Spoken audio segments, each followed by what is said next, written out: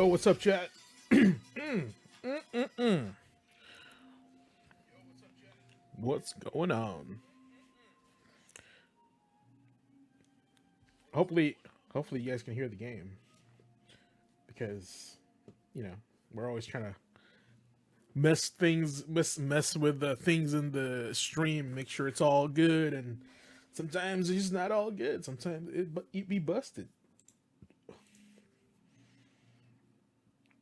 So, for example, I wonder if we can hear.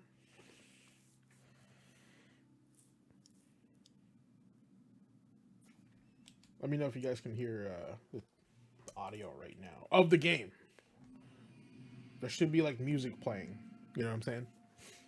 So, anyway, all right, we're back to Nioh. We are playing the Nioh DLC, which is like 3 extra missions. And bro, I started this today, and yeah, it's tough. It's always weird to play DLC for games you finish because they usually take after after you beat the game, and then you have to like level up a little bit more. I know you guys probably know this and you're familiar with this if you've ever played Dark Souls or any of those kind of Souls games, that certain DLCs are just there's a level requirement in the DLC, otherwise you just get trounced by the mobs. So hopefully I learned that real quick that there is a new uh color or excuse me, rarity for items now. Like before, there was like there was like white, blue, and then like orange for legendary,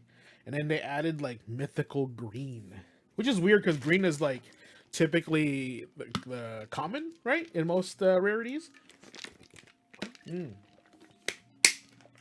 So to have mythical green is really different.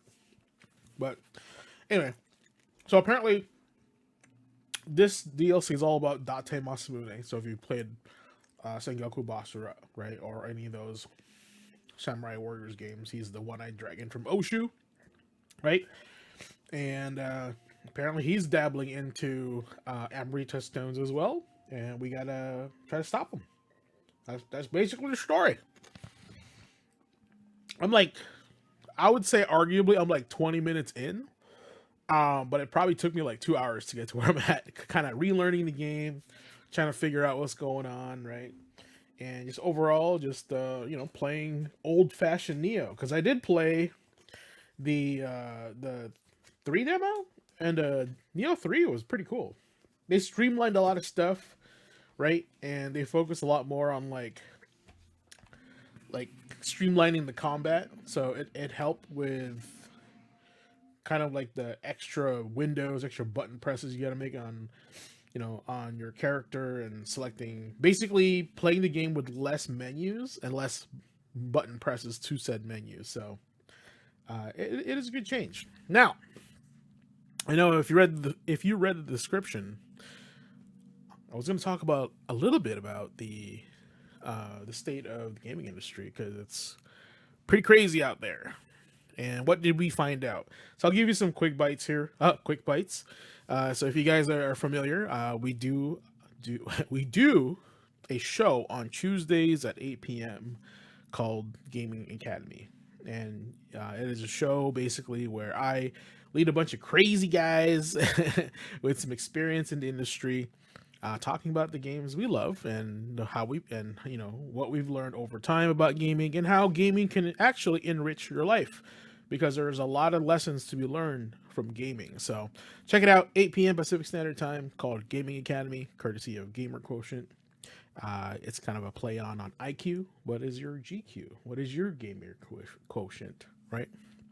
So now, as far as going back to the takeaways for this week, right?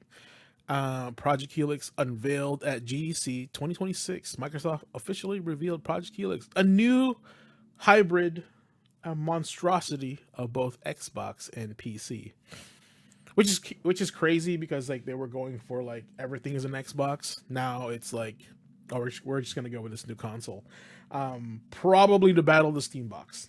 That's basically what this is going to be all about. And then there's going to be a performance leap. New hardware will feature custom AMD SoC, aims for an order of magnitude increase in ray tracing performance through integrated AI.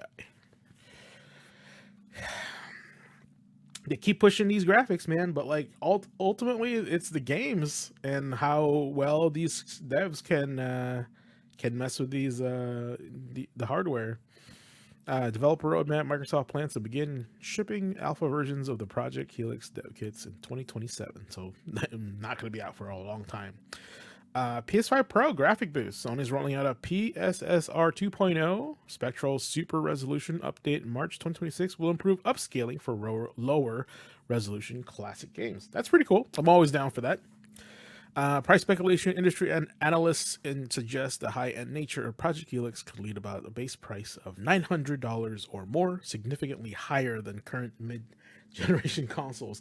These, if it's gonna be a hybrid PC and Xbox, yeah, it's gonna be $900 or more. But that's gonna price out a lot of people. Honestly, it's gonna be. Oh man, our hobby is getting a lot more expensive these days. It's kind of crazy. And as far as gaming goes, Expedition 33 sweeps GDCA Sandfall Interactive's Clair Obscure Expedition 33, one game of the year in 2026, along with the best debut, visual art, audio, and narrative. The BAFTA nominations: Expedition 33 also leads the BAFTA Game Awards in 2026 with 12 nominations, including the most dominated debut game in ceremony's history. It's almost like, a callback to the golden era of RPGs, right? Other BAFTA contenders: Dispatch, 9 nominations; Ghost of Yotei, 8 nominations; and Blueprints, which I have yet to play. I am curious what Blueprints is. I think it's like a puzzle mystery game, but we'll find out. Pokopia, success with the new Nintendo spin-off Pokemon Pokopia, has reached 2.2 million units sold in just 4 days, driving a surge in Nintendo stock. Any new Pokemon will always drive Nintendo stock. What they need to do, honestly, is do like a high, maybe do like a high pixel, very like well animated, very high quality Pokemon Classic, like a return, like a red blue or something, and maybe add yellow, or maybe just do all 3: red, blue, green, yellow, and then and make it like the classic Pokemon. That's like the nostalgia right there, but like make it high quality, pixel art, like Game Boy Advance times 10, I guess, right? A lot of indie artists out there that can do that really well. Also, Slay the Spire 2 launched. Highly anticipated sequel has debuted on Steam with over 300,000 active players, quickly becoming one of the top platform's most played titles. My friend actually asked me if I'm interested in playing that. It has 4-player co-op, and I think I'm down. It's only $25. It's not full price, so it's pretty cool. Oh boy. All right, Fortnite V-Bucks price hike starting March 19th. Epic Games is increasing the price of V-Bucks. $9 will now grant 800 V-Bucks instead of 1,000 to cover rising operating costs. Okay. Past pricing adjustments: while currency costs are up, Epic is lowering the cost of Battle Pass to 800 V-Bucks and reducing prices of the OG, Music, and Lego passes. All right, well, they balance it out there somewhere, somehow. They have enough market share where they can do that. Xbox branding shift: Microsoft has quietly retired his "This is an Xbox" marketing campaign as it pivots towards a more multiple platform identity under CEO Asha Sharma. Okay, that's pretty straightforward. Loot box regulation: new PEGI regulations will take effect this summer, automatically assigning a minimum PEGI 16 rating to any game containing loot boxes. Wow. So now, like, it's upgraded to gambling. Right? That's interesting. Xbox Gaming Copilot: Microsoft is integrating an AI gaming copilot directly into Xbox consoles to assist players with gameplay and system navigation. That's interesting. I would love. That's kind of fun. Okay. What is this? Arc Raiders. Hold on. Arc Raiders pivot. Arc Raiders AI pivot. This was Embark Studio CEO Patrick Soderlund confirmed that studio has re-recorded many AI voice lines with real human actors, admitting professional performances offer superior quality. Of course, it's always going to be. You want you want human voices? Get real humans. You know what would be interesting, honestly, is the humans in the game, right, are voiced by real humans, but then like the robots in Arc Raiders, they're voiced by AI. That would be interesting. Personally, would be interesting. Actor compensation. Embark clarified that they pay actors for both for booth time and license their voices for specific text-to-speech uses, such as non-essential ping system audio. Ballistic Moon Closure, the developer behind Until Dawn remake Ballistic Moon, has officially shuttered its following the game's release. Okay, buy your copies of Until Dawn, guys. They shut down. New industry conference. Unions have joined forces to launch a new games industry conference described as being by workers for workers to address ongoing labor concerns. Is that the safety precaution now? Unionized game developers? Ooh, I don't know. That's kind of wild. Leadership overhaul at Xbox.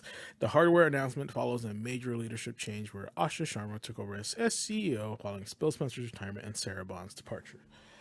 That is it for the news this week. A lot of stuff happened, a lot of drama, of course, between consumers and businesses and developers, and it's just crazy out there. Why don't we just go back to make a good product? People will buy it naturally. And also, we live in the era of social media. You're gonna hear everyone's opinion. Just know that, and and be ready for it, and be open to criticism, because it is the World Wide Web. So, all right, audio check. I gotta check this audio here. Can I hear this game?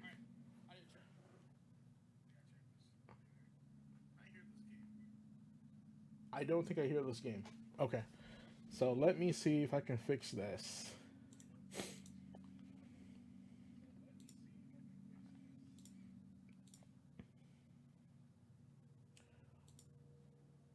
Let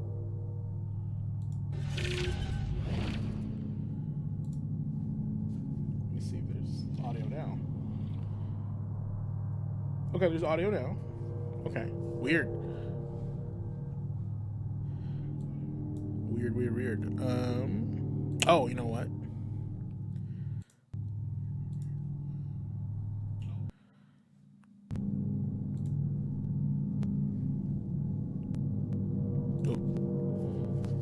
Oh. Ah. Hold on. Okay, it's still there. Good. All right, we're good, guys. Let's get ready to rumble. Magic cards out of the way. There's my first new checkpoint progress blocker is this guy that's in here. Not in here, but up right after this part. You'll see. You'll see.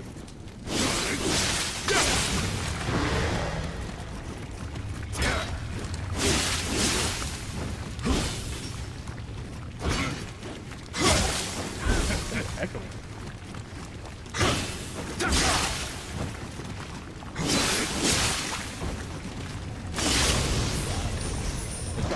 Stuff.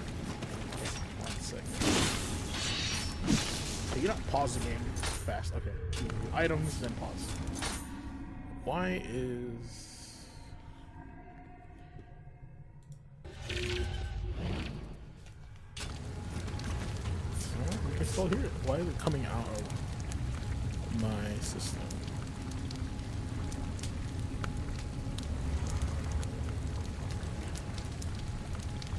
What is going on?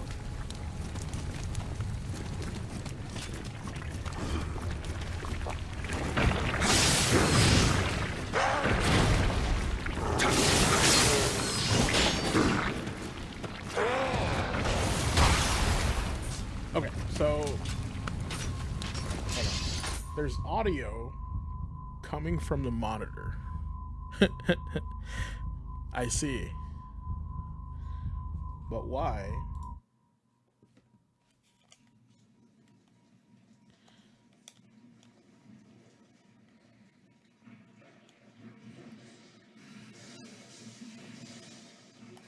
Wow. Okay, one hit. Let's go. There has to be something. You're a shark.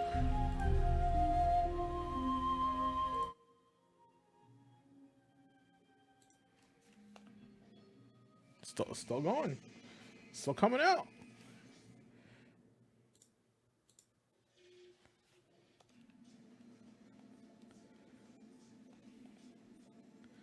Huh.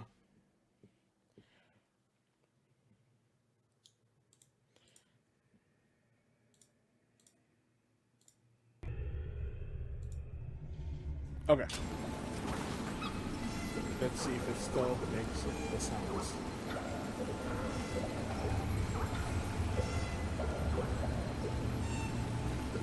Okay, we're good.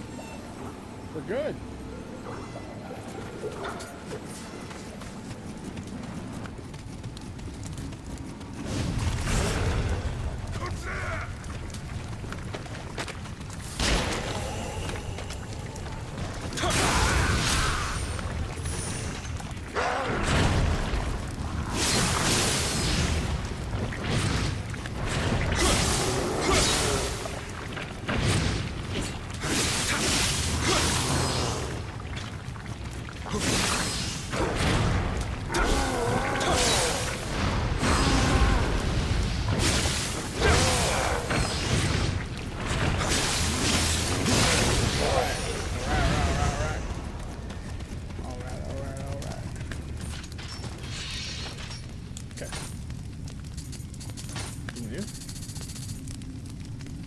Nope.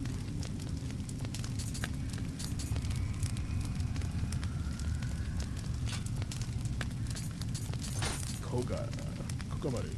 That's the best sword. That is the best sword we have for right now. Whoa, okay, that's better. Yeah, green is good. Green is like the best.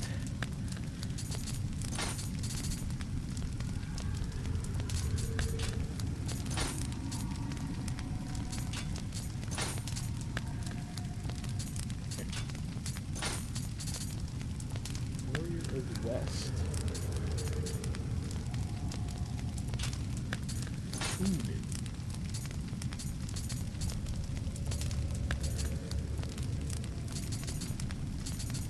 You have to get familiar with it. Interesting.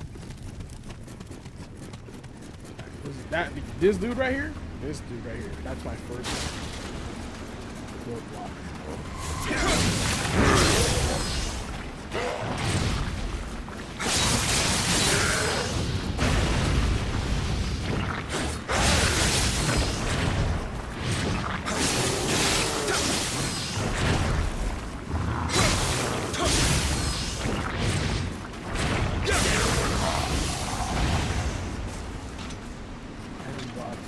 Oh, almost died.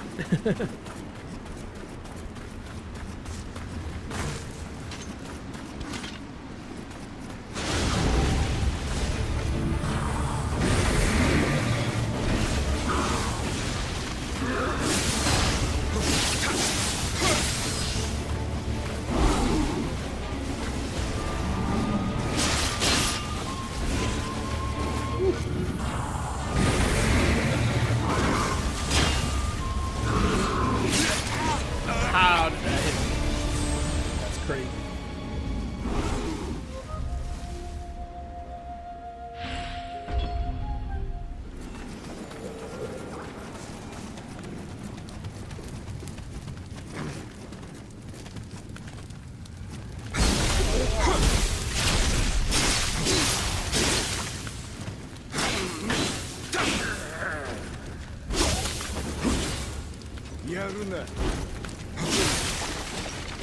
Right. Lose all my stamina. Oh, I gotta well, I gotta get my thing back first before I go back to the prayer box.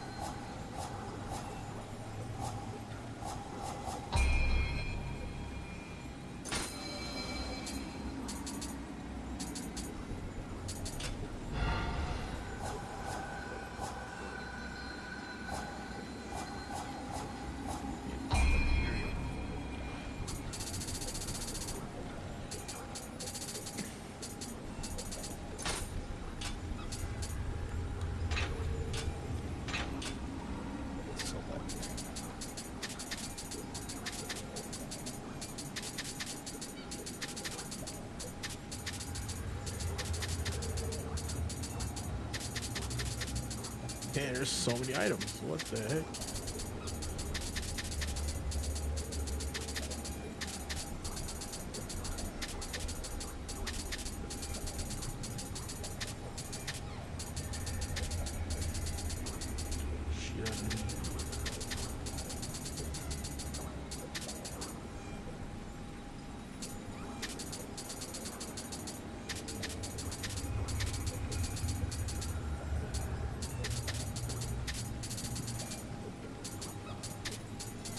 Touch paper musket.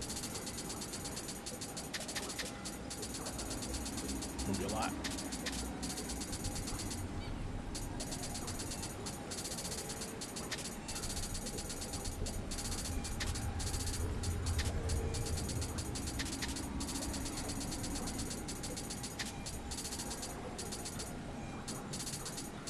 I don't even get it. I can use some of these.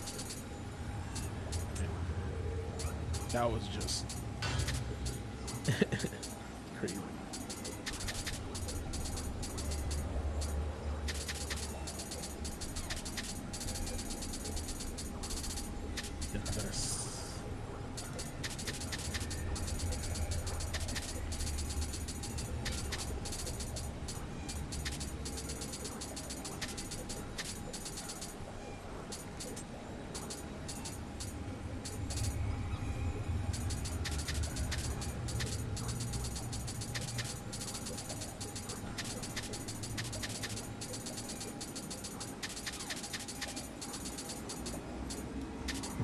Breastplate.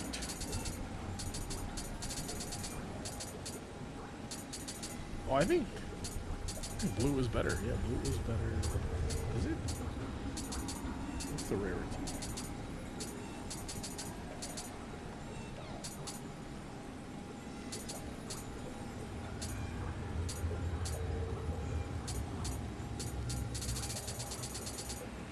I don't know.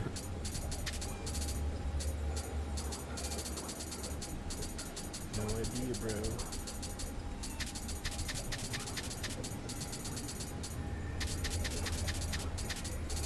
Yeah, I need so many of these items.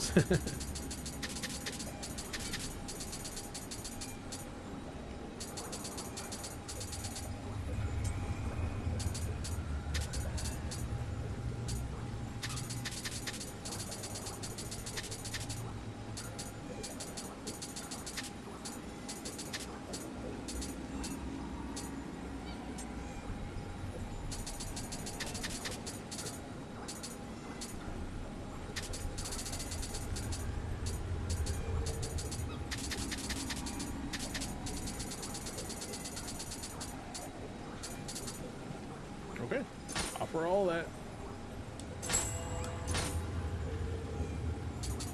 Wow.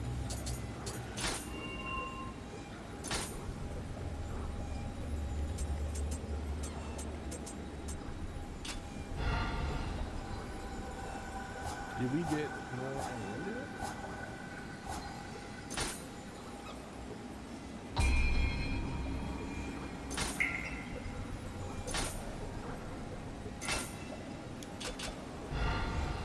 Yeah, I'd be lucky if someone's still playing this right now.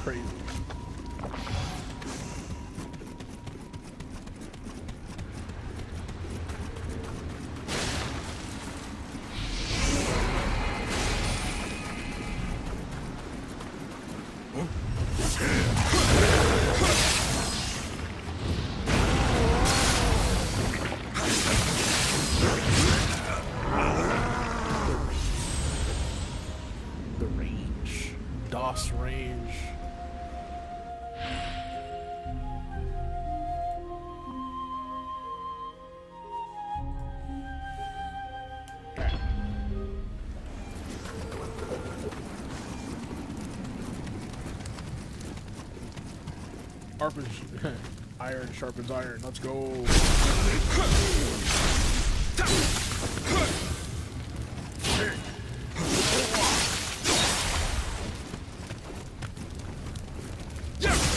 Fancy.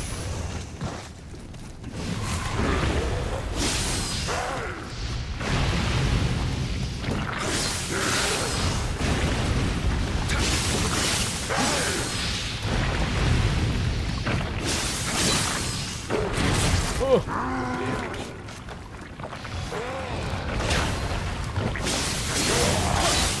Dude, that was long.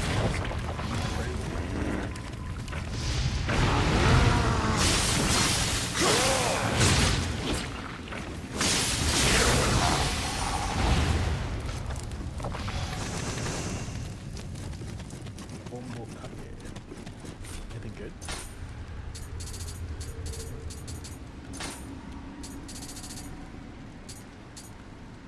There.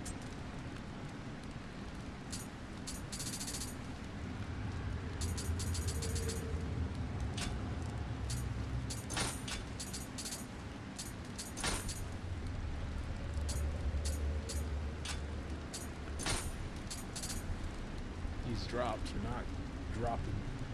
These drops are not dropping. Words. Cool.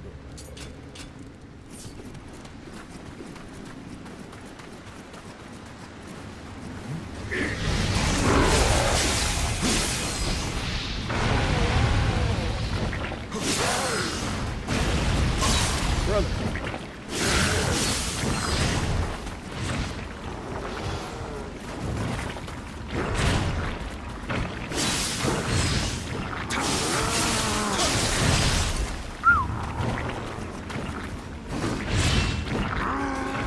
Nioh's, this is tough. This is hard. This Nioh is probably the hardest one out of all of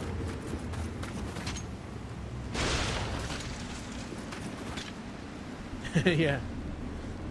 The first one was like the core, right? This one feels the most Ninja Gaiden, in my opinion. 3 is a lot easier to play. I don't even know what these items do anymore. It's been so long.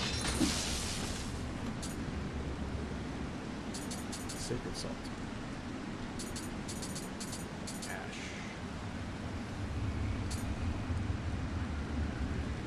Okay, elemental base damage. What's the thing? Oh, medicine. Fully restored your health? That's busted.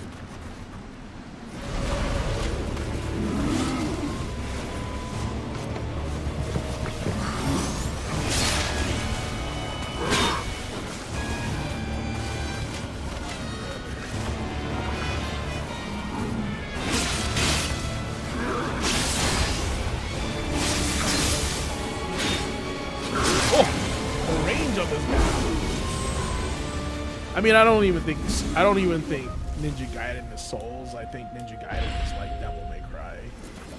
But I can see like the comparison. The reason why I don't count Ninja Gaiden as Souls is because no stamina bar. I feel like that's a key component in Souls, because you can't just mash your way to it. It's all good, man. I mean, I like Ninja Gaiden. I like Souls games, but I don't really. Honestly, I don't really. Souls games are like an acquired taste. You know? Like, I'm not gonna like. They're not my first choice for genre.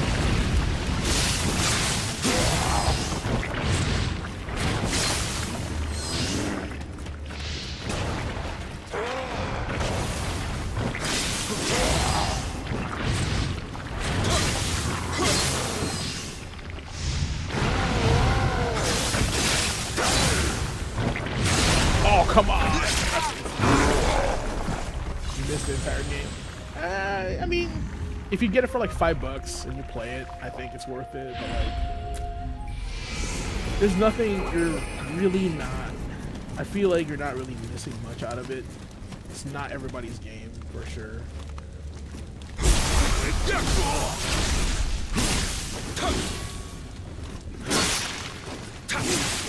Funny because this one, my buddy plays this game, and he recommended it to me. Like, oh, you need to play Nioh so I can play like Nioh 2 with you, or Nioh 3 with you. Okay, well, what is it about Nioh that you want me to play so much? He's like, oh, you look Souls games, right? No, not really. Like, and I think like a lot of gamers think like Souls games are like the gamer's game, you know?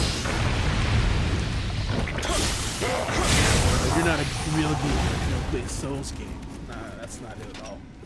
Not even close.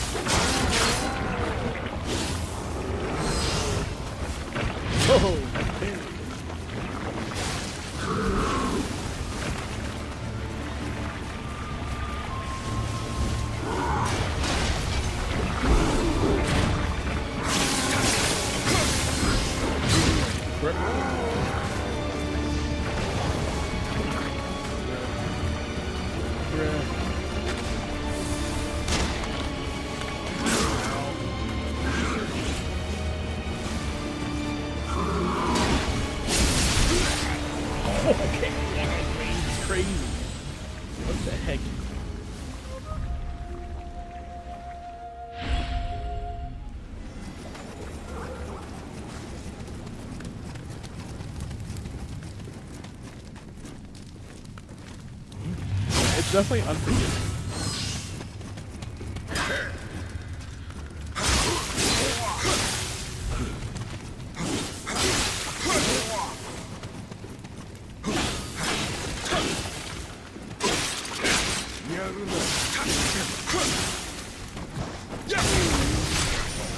One of the things that you'll Piccolo will have a field day with you. One of the things about Souls games is that it's such a difficult where difficult? They make you feel that you can definitely, like, it is beatable. Makes you want to play them. But there's way too much damage. What the heck? Finally, it's maxed out. See, is this better?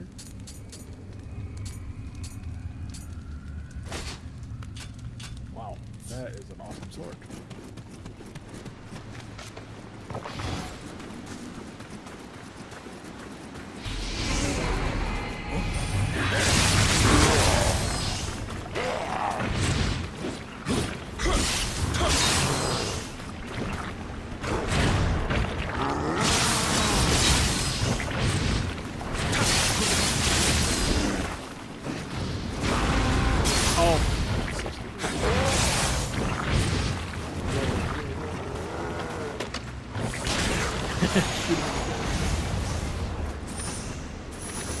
Oh, is it really loud? Okay. Game sound.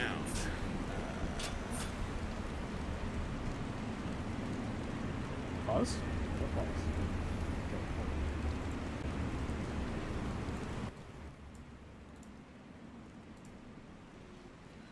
Okay, that should be better. Should be.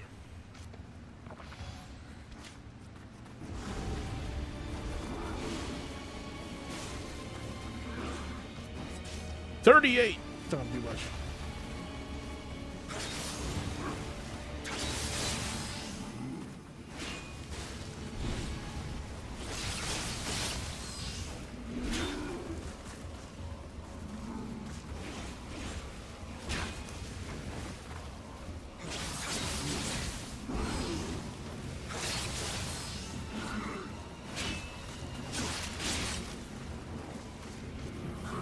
Whoa, okay, just run toward me. Okay, that's new. Never seen that before.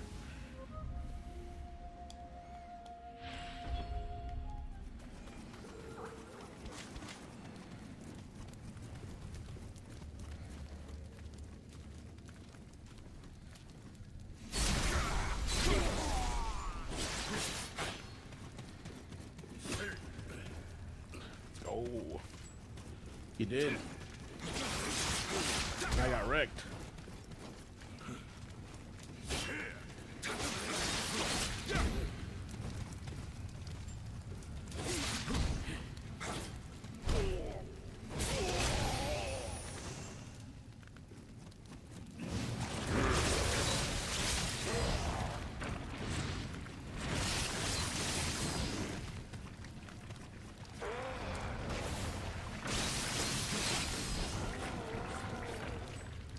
What is this angle? It's kind of weird.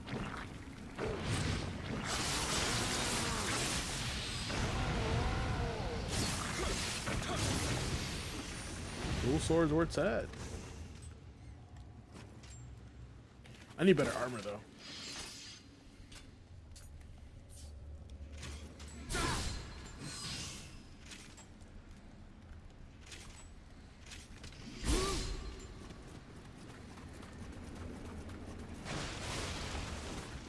Hey, pick it up. What are you doing, game?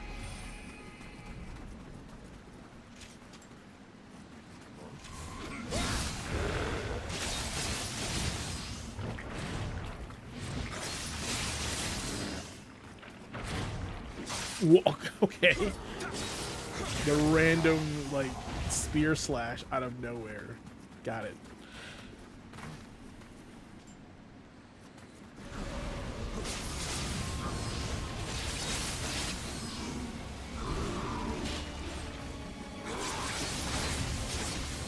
Man, why do you, like, swing so wide? You have, like, more after that. It's crazy.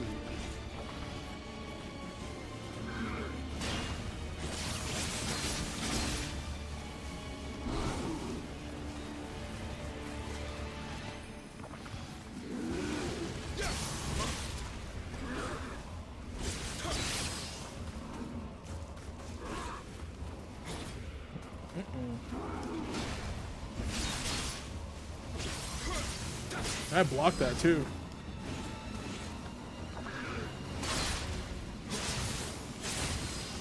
Oh.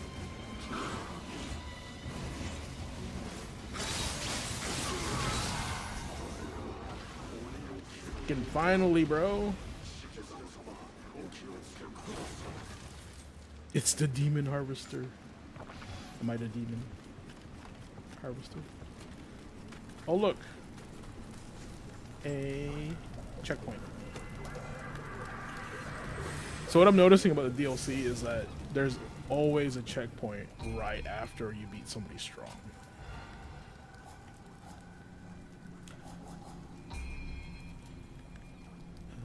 Attack.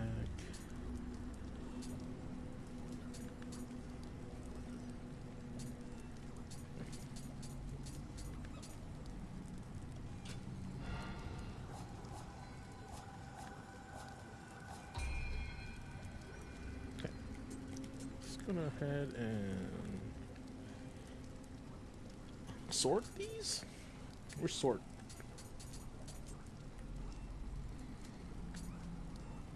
You not sort?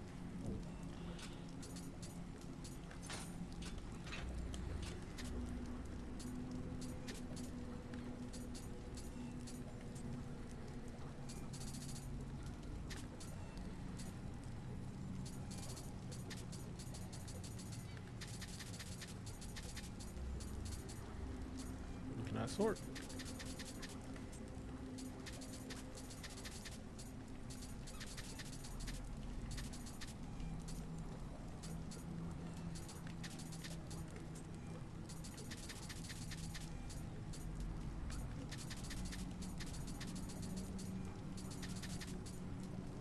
So what's weird in this game, Jagos, is that like the rarity is reversed. A lot of the items that are orange, they're actually common, whereas blue is rare. So I was like, what? Because most games is backwards. Like World of Warcraft is backwards for sure.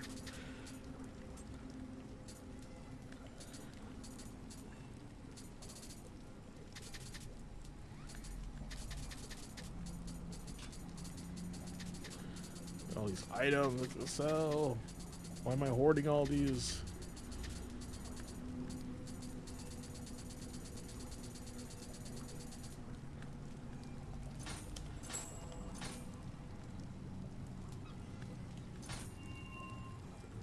Nice.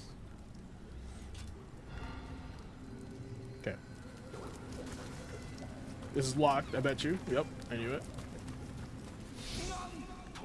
Yeah, no shit.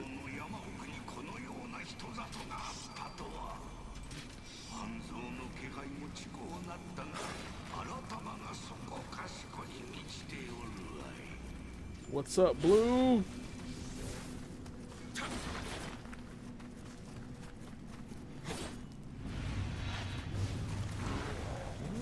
Hello, Fiend.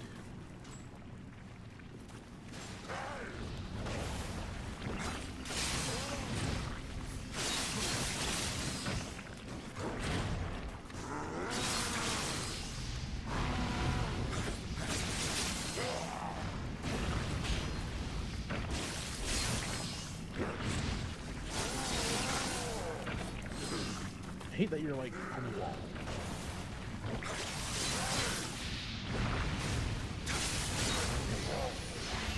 Why are you on the wall? He's joining my gate. I was like, is that a good guy? Someone else is playing Nioh? Oh my god. What a legend, bro. Oh, he's gonna clear it all for me. He's gonna clear it all for me. Yeah, let's go. Alright. I did not expect this guy, anybody else, to be playing Nioh.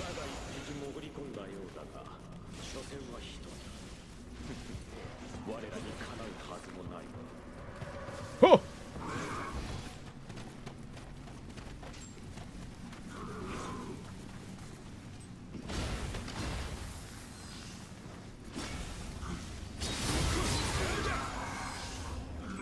He's got a hammer. He's like super strong.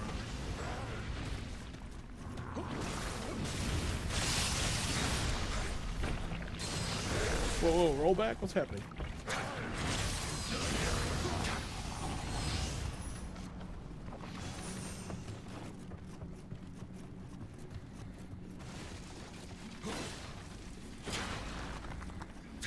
Cool.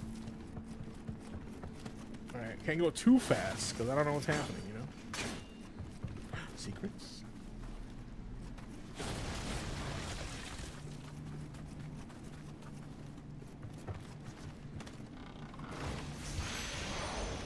Red Kappa Kabuto. That's what I mean. Can't go too fast.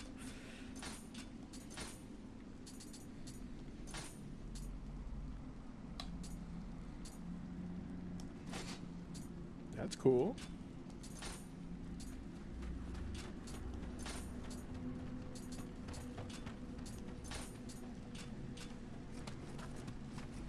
Where'd he go? Oh, he's chilling.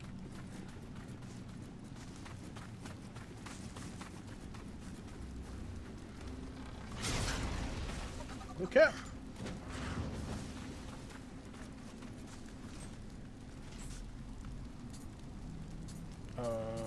This?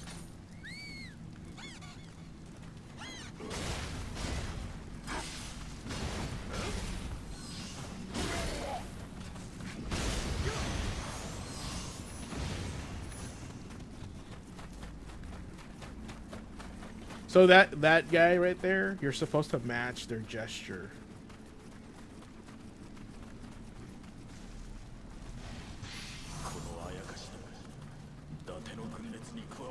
Ooh, thank you.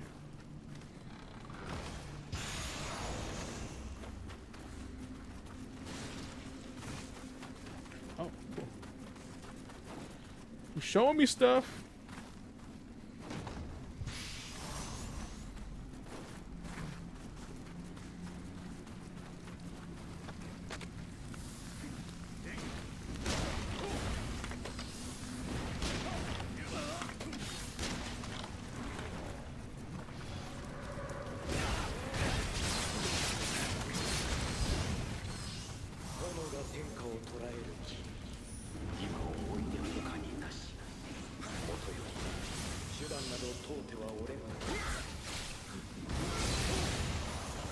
Oh, I'm on fire.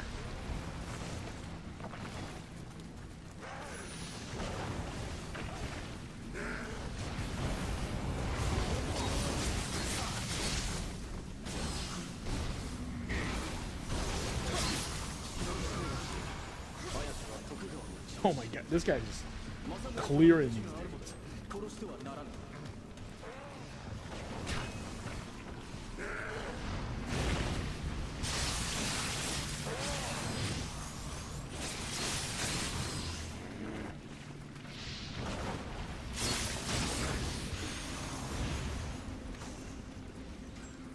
Kick this down. How's your day, Blue?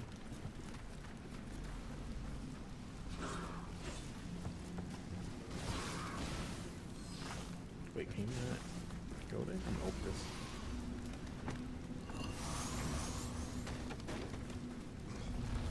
Praise.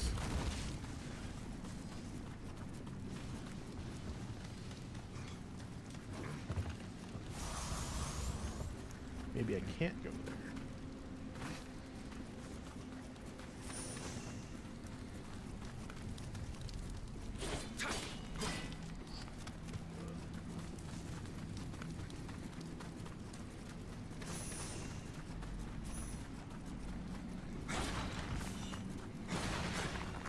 Doing good. Just got back from home from barbecue. Oh man, I'm jealous.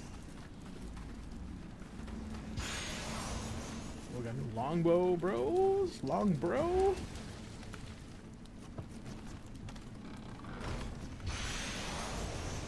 The guy like flew up. Where'd he go?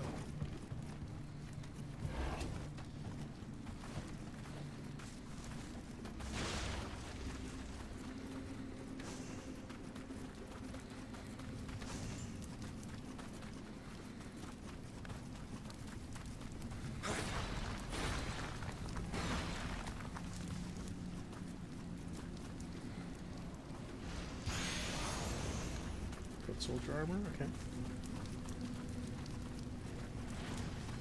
Brother, this guy's going in.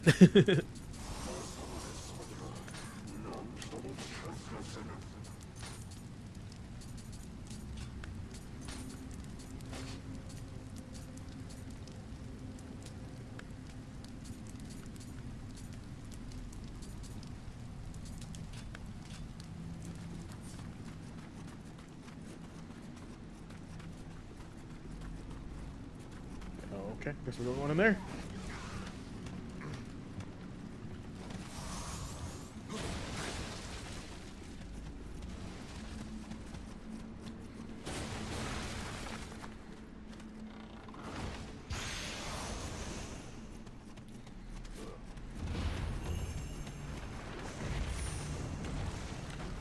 Uh-oh. Okay, there's things being thrown.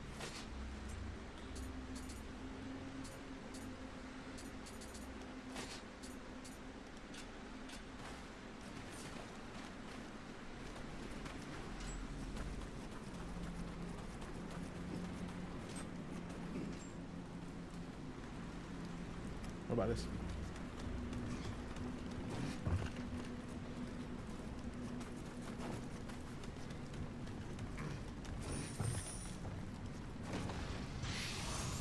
Okay, okay. You get there, bud. Don't worry, I'm getting there. I'm getting there. Was I in here before? Probably.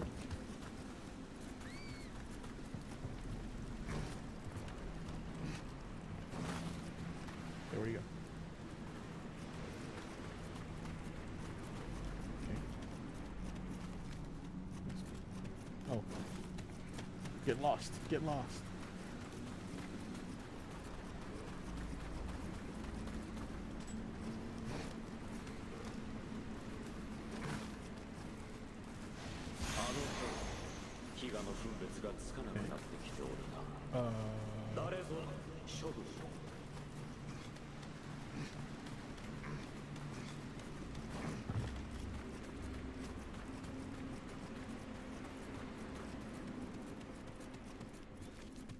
back up.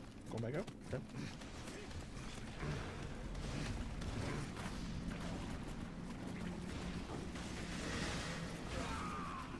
The true path.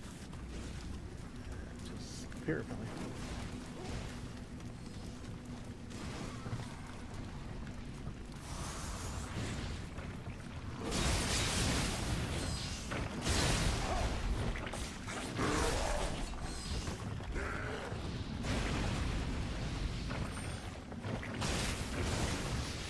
I think I was supposed to die there. I was like, but I didn't.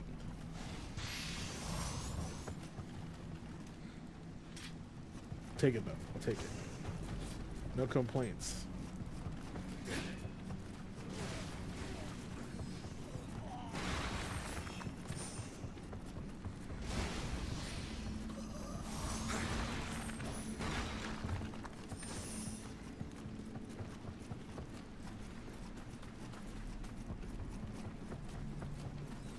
When I demoed Nioh 3, I did a spear build, and that was really good.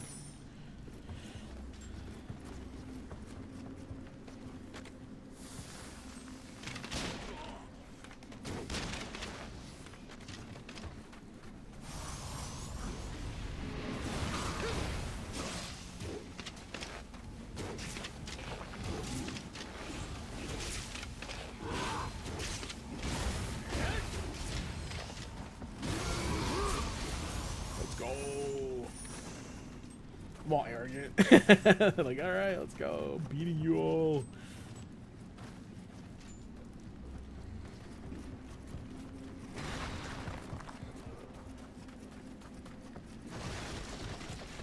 Oh, why am I doing this DLC now, if you guys are wondering? Because I did beat this a while back. Well, simply put, you know, at the Academy, we like to say, you know, gaming on a budget. If you watch the Watchdog section with Oliver, we're all about saving money, because there's a lot of games to play.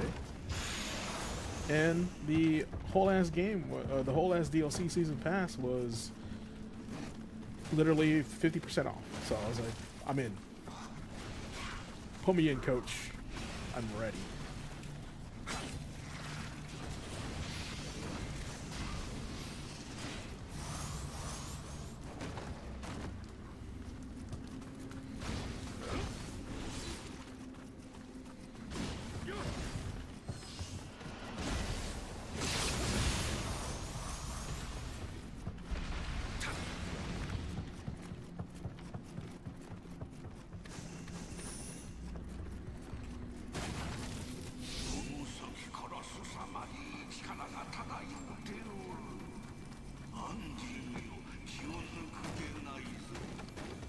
Push the door.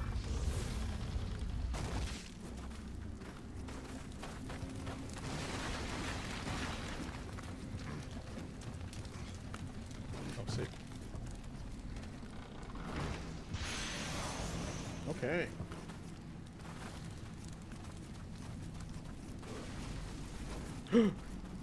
Yes.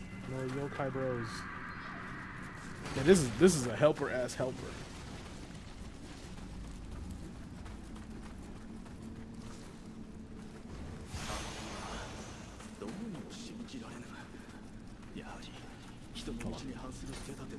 Hold on. Hold on.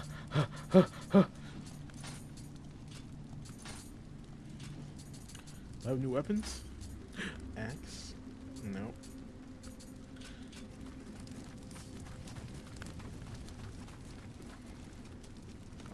Alright.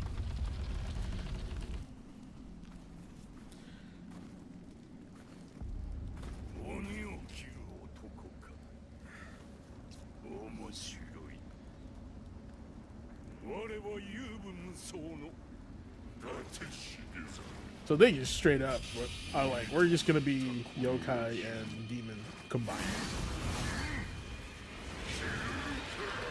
It's a centipede! I hate centipedes!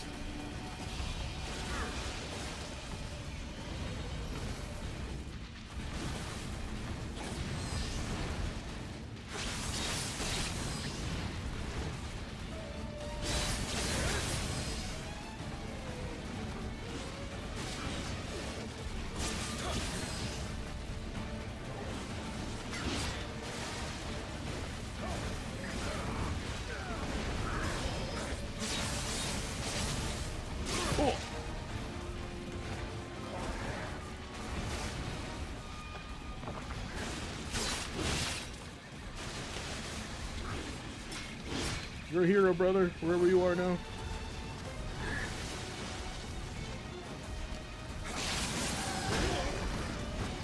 All my stamina. Okay, there's more after that. Oh, there it is. That guy got one-shotted. And that guy was probably leveled. That's crazy.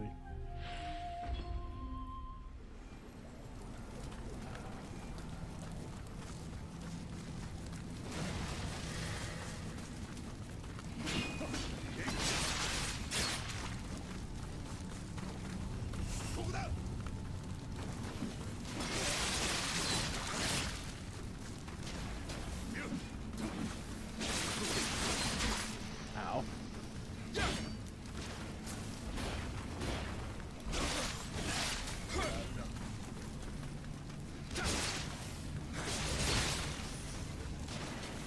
Let's go.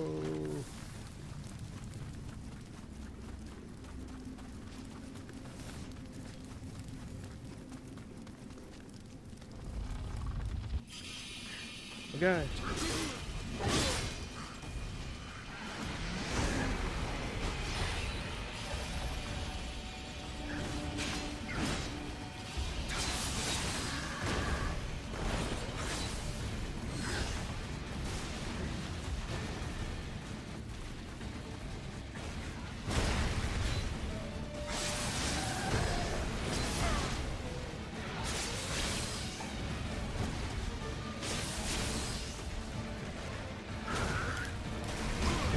It's always a swing after that. Okay.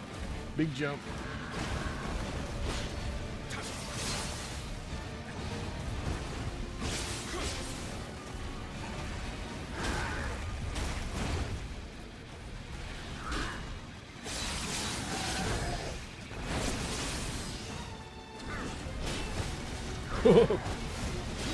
Buff Chan.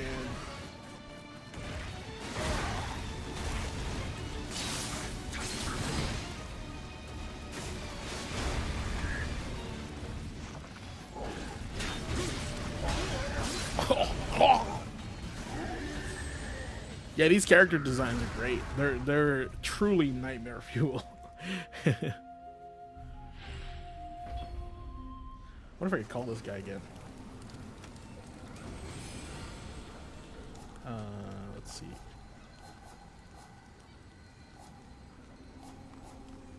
Summon visitor. I got 48 cups. We can do it.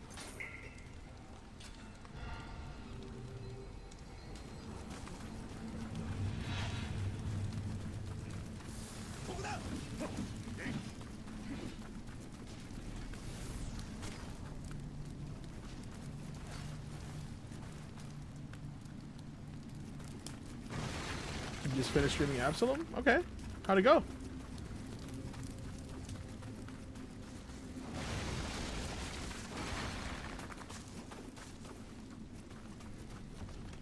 Fun as hell. Stream for 2 hours? Well, that's good. Gotta have fun while streaming. Otherwise, you know, what's it for, right?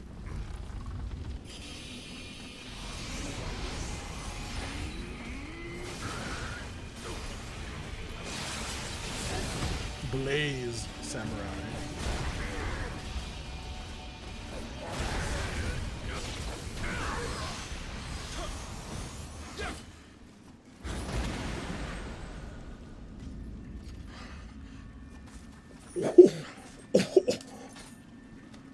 Wow.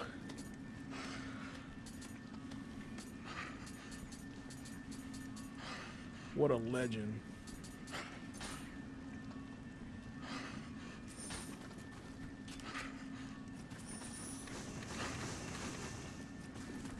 That guy killed him so fast. I was like, what? I couldn't even tell.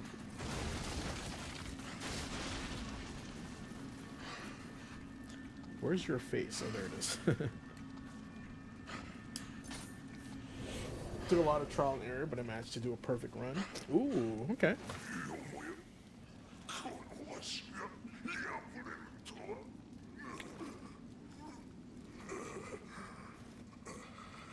Well, perfect runs are based off multiple errors and trial and errors, right?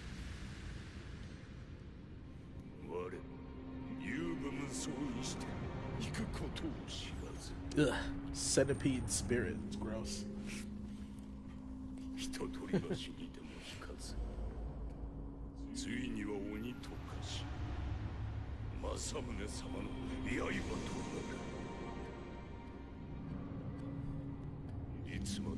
Azura is the ultimate skill check fight.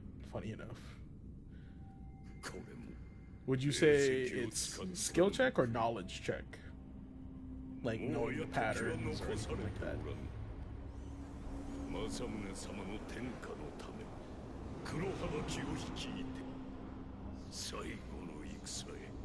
For the final battle.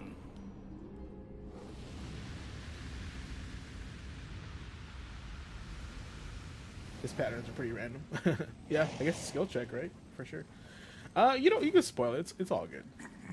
I'll still play it regardless.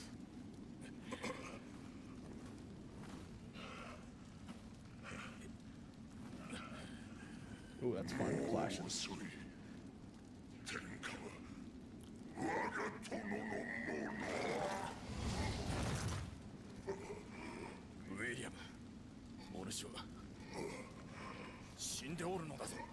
Randomized. Do you believe everything you hear? So that would mean that it is, yeah, it is a skill check, and you would have to. It's a responsive boss. You react to the boss rather than preemptively. What do you call that? Just like recognizing the pattern. If there is no pattern. Yeah, that is a skill check. 100%. You're right.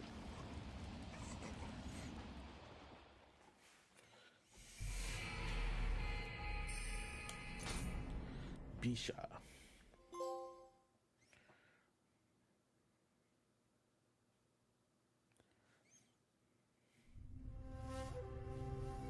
It's not it, is it? Is that it? Can't be it. The Interloper. That's fun. After becoming yokai, the Kurohabaki gathered Alba Castle.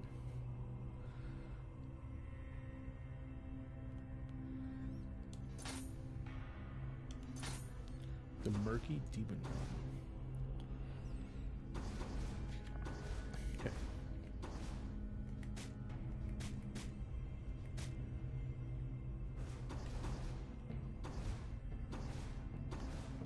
$155. Well, let's save. Let's look at our stuff. Ryan Odachi.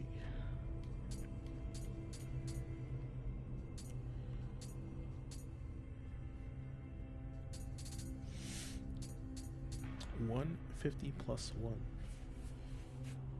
To get to the Interloper, though, you have to get to Yeldrum, and there's an area where the gate where you get to use the connect passes like. That's fun. It's just not straightforward. You gotta actually use the game's like certain mechanics. I like that.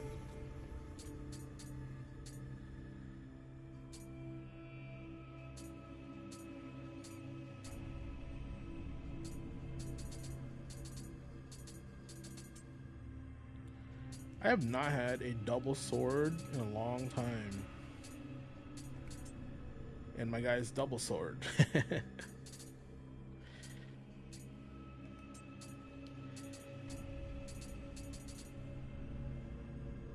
Retrieve stray projectiles.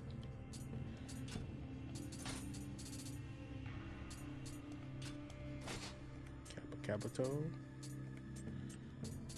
Armor of the Exceptional.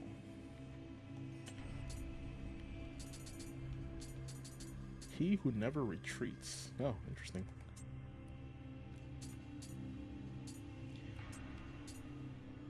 Oh yeah.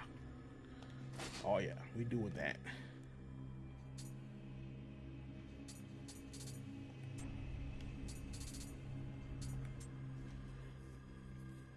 Can't find a genuine flaw with it. I mean, no need to find a flaw. Just enjoy it. and hopefully it becomes the industry's beat 'em up, kind of like, you know how like E33, right? The E33 becomes the new benchmark for RPGs to come. So now we want Absalom to be kind of that for, you know, for beat 'em ups as well. And man, it looks like there's a lot of beat 'em ups coming out. Takeover 2. There's the ones that you guys posted on Discord, which is fantastic, by the way.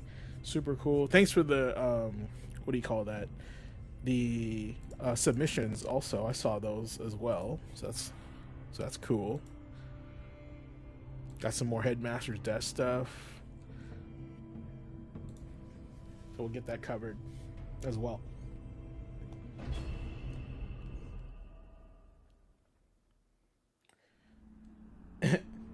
The OGs hit it. They're going towards the main one.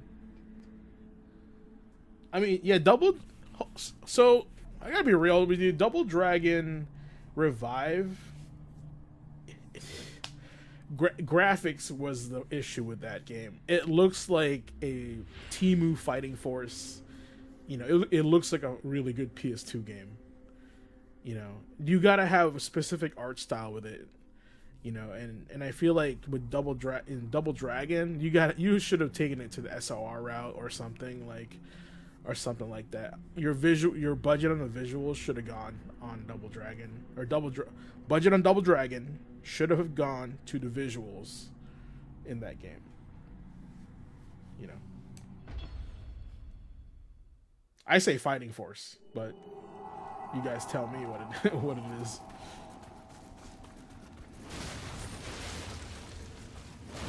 King Fighters 14? Yeah, that's pretty close. And like I said, you can tell when it's like budget, right? You can tell when like they have a limited budget for it.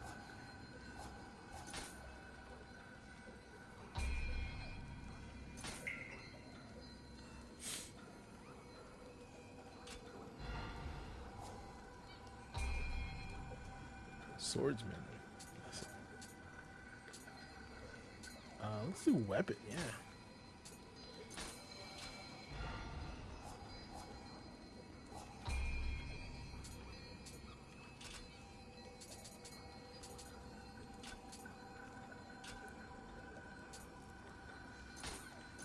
All right.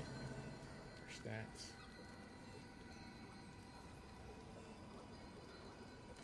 Yeah, I don't know, man. I knew when I first saw it, I was like, I am more interested in Double Dragon Gaiden than I was Neon. Or not Neon.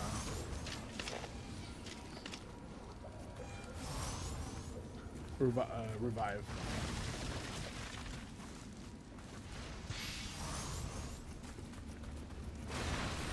But let's be real. The first thing most gamers will notice is graphics, right?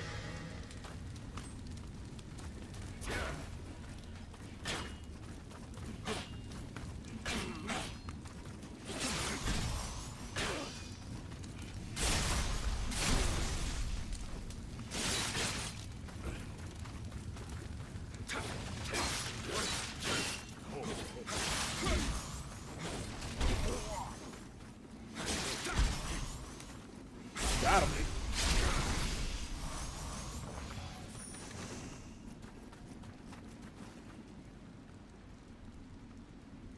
Yeah, Takeover 2. So the thing is, the graphics of Takeover 2 is not even that crazy. It's just really high, like, it's got good art direction. You know what I'm saying? Like, I feel like if you have... The first conversation that needs to be had is, this is our budget, right? And if this is our budget, what art direction can we do to maximize this budget? That is usually what my first like design like conversation should be.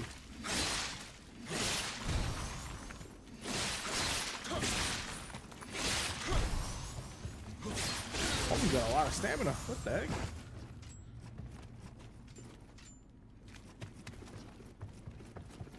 What kind of secret sauce y'all guys got hiding in here, huh?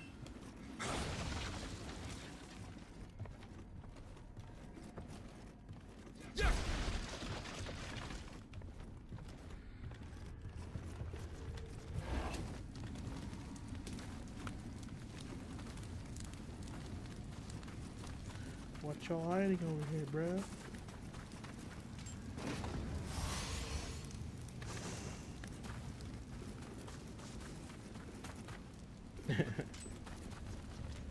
That was like they did their homework. For are you referring to Takeover 2?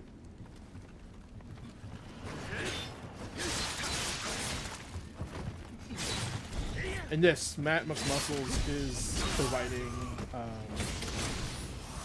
like consultation for that game, as he should. Wow, I was way off. That was way off.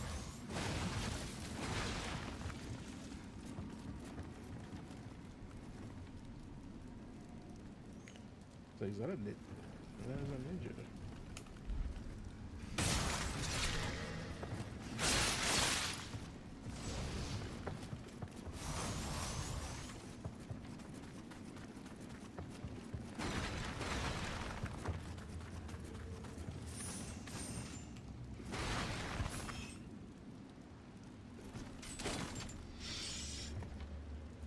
Why can't I? Oh, because I'm looking for a person. Oh.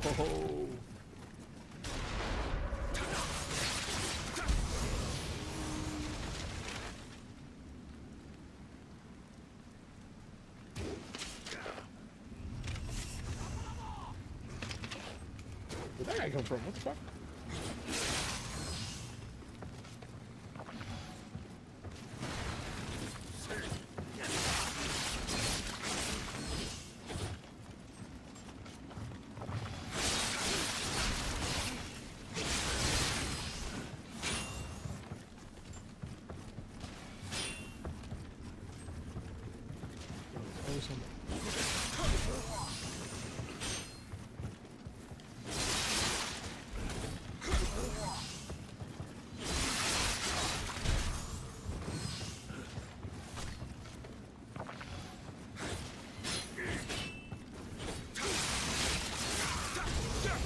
Oh, that was sick.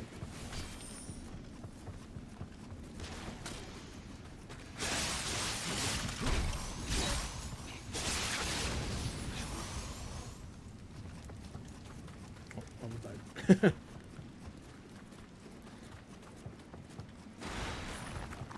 Okay, open that. Crimson Desert as a game.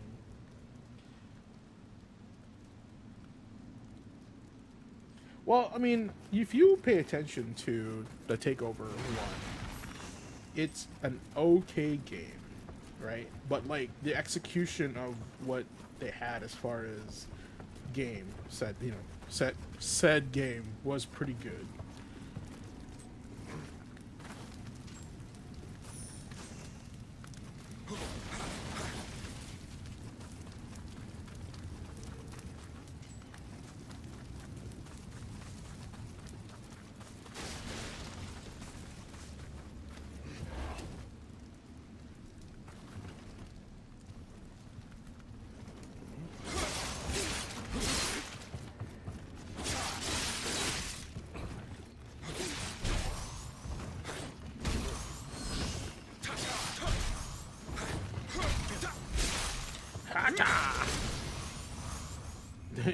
It drops, yeah.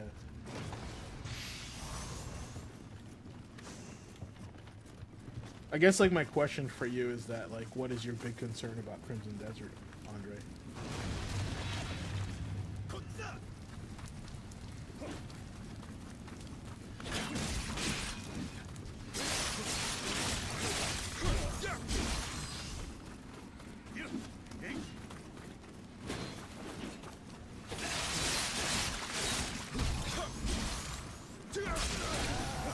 What is it about Crimson Desert you're not quite sold yet? Or are you just like, I'm not gonna believe anything until I play it? Which 100% means you should feel that way.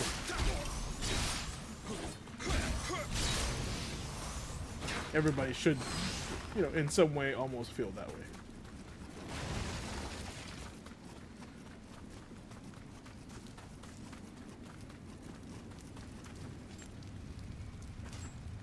Oh, yeah, I was just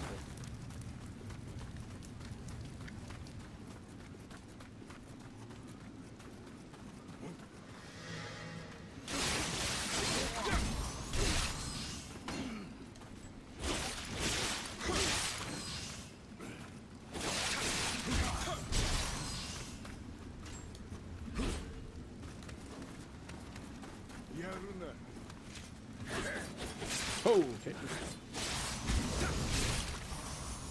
Chill out, bro. Chill out, bro. Am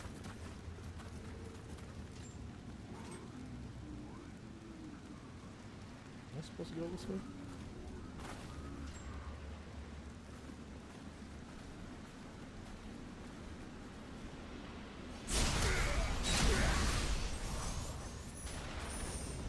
Oh.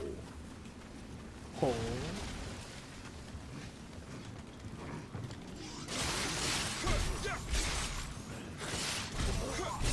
I think I got wrecked.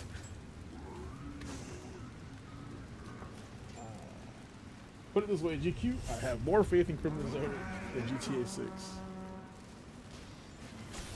Nothing wrong with that.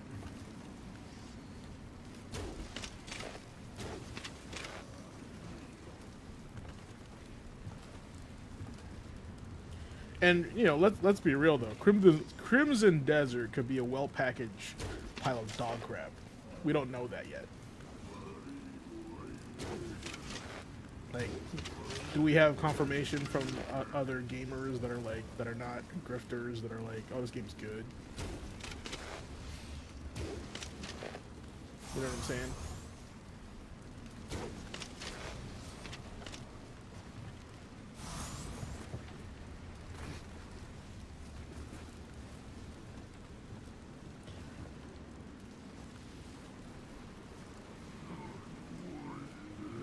That is a demon. Sir, that is a demon.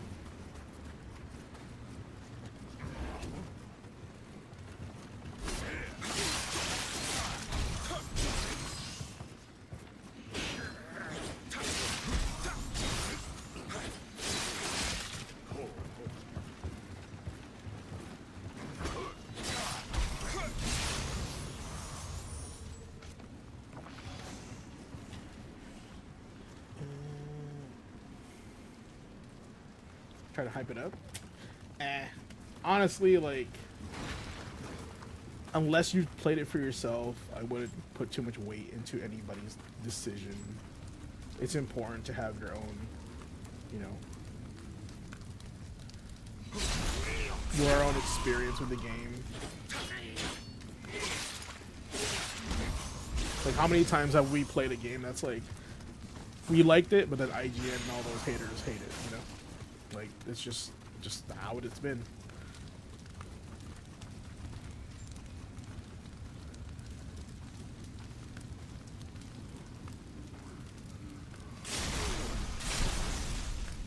That was the most, like, soft.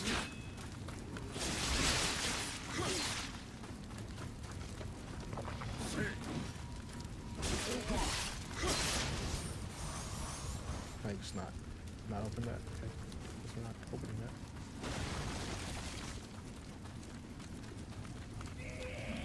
Oh my god. That's crazy.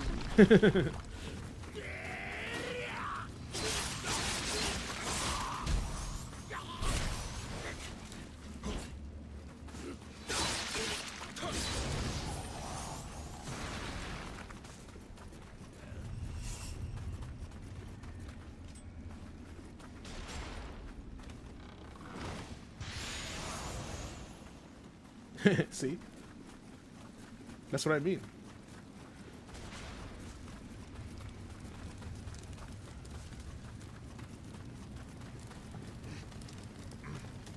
We all score our games differently, right? Because we all have different tastes. And I think this is why one of the worst ways to review a game is to have somebody that doesn't play that genre and rate it. Oh my gosh, okay.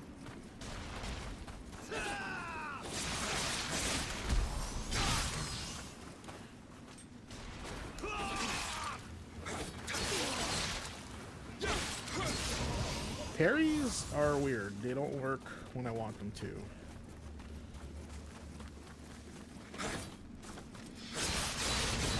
That guy died really fast.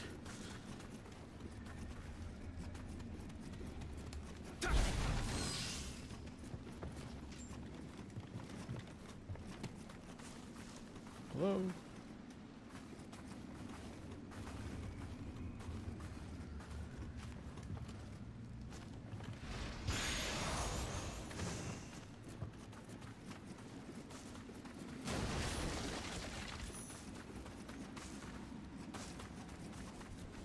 Tachi Kihachi the technician. That's not a person. That's actually an NPC.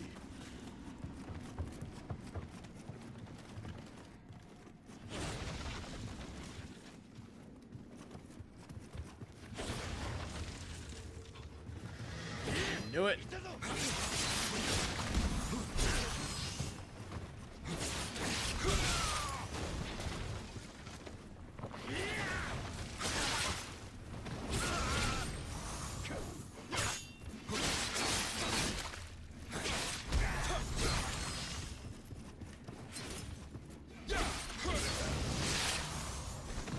Knew it.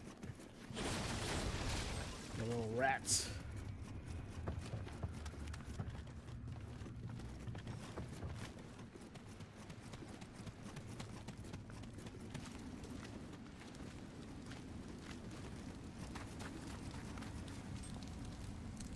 Man, looking at you.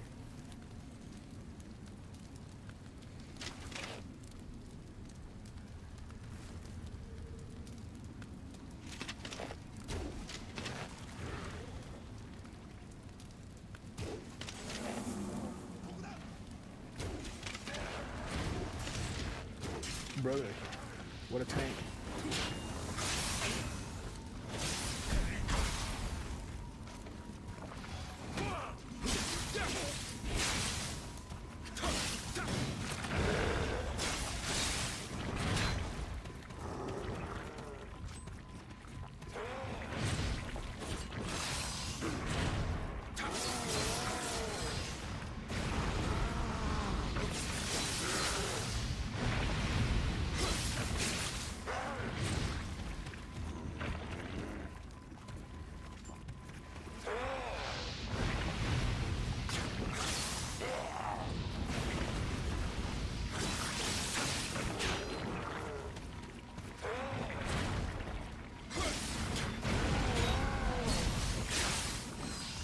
This wall is really annoying.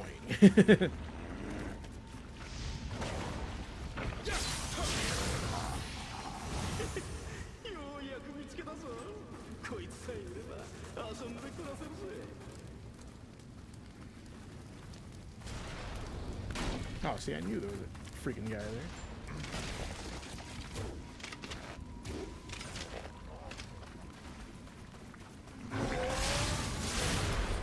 Oh, almost died.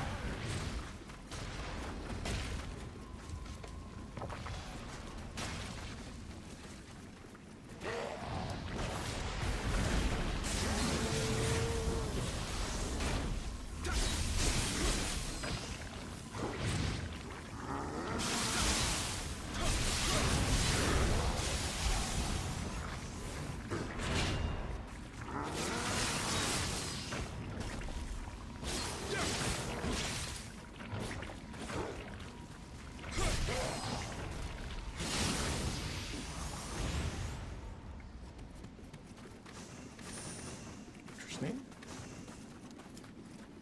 Hey, Kodama.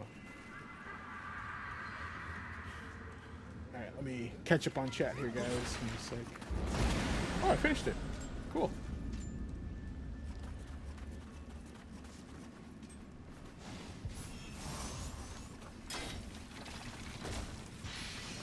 What's in here? Oh, the other way. I see. Yes. Okay, so let me catch up on chat.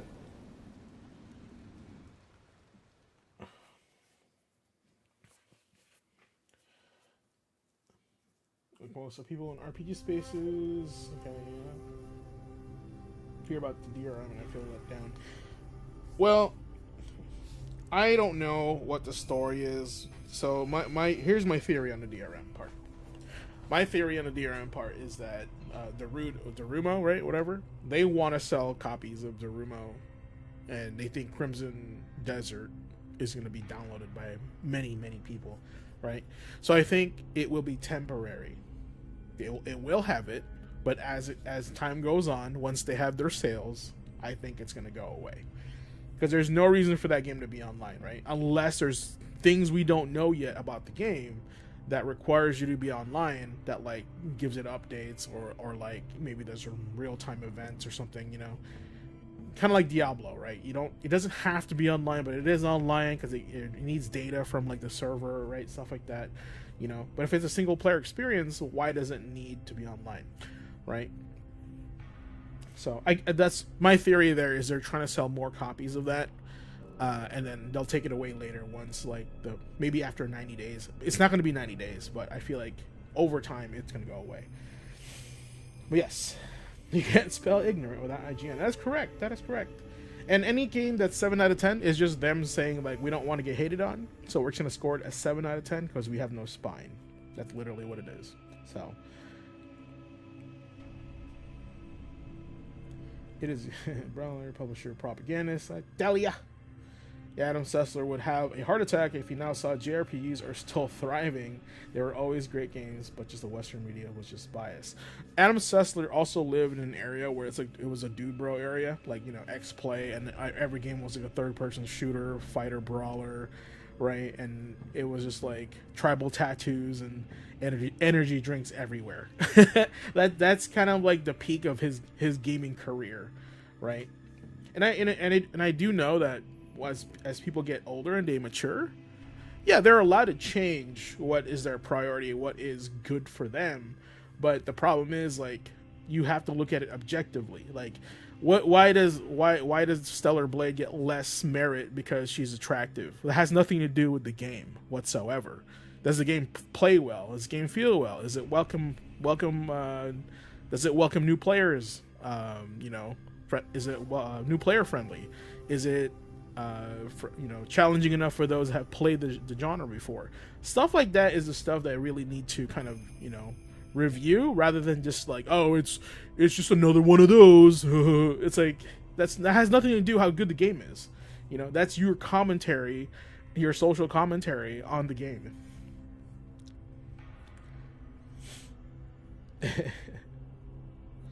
So Total Biscuit started showing that YouTubers are going to do a better job.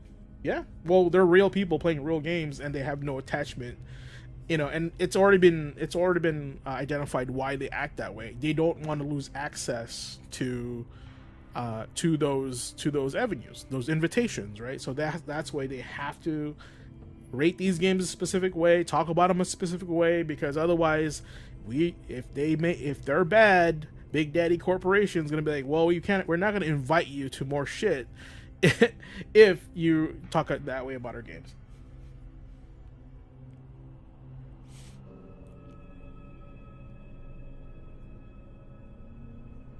I get you, Jagos. Like, and like I said, that's something there's probably still some lingering online situations in Crimson Desert why they would need that, right? Like, yeah, I understand. You want to fight against piracy. You want people to buy your games, right? I tell you what, though, most people that want to buy your game will buy your game. Most people that pirate your game, either they can't afford it, but they still want to play your game and support you if the game is good. So, with that said, if your game is good and they pirate the game, those guys will actually buy the game as well to support you. That's what they don't understand, because they only care about the initial sales in the first 90 days, like I said.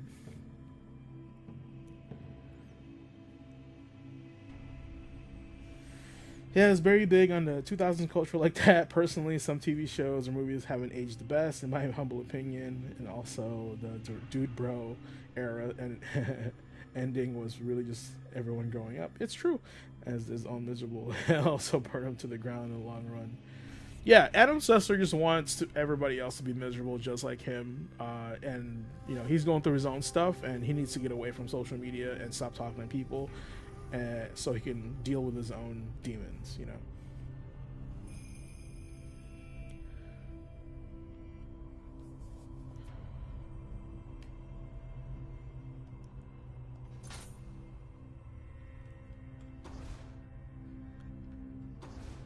Well, this is just a one level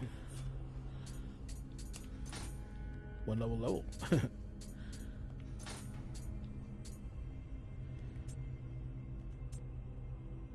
Damn, that sword's 900. The heck?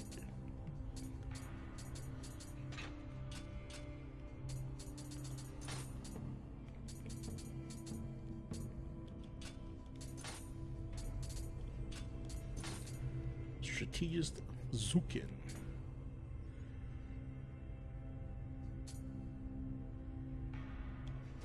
Let's try that. It's getting good.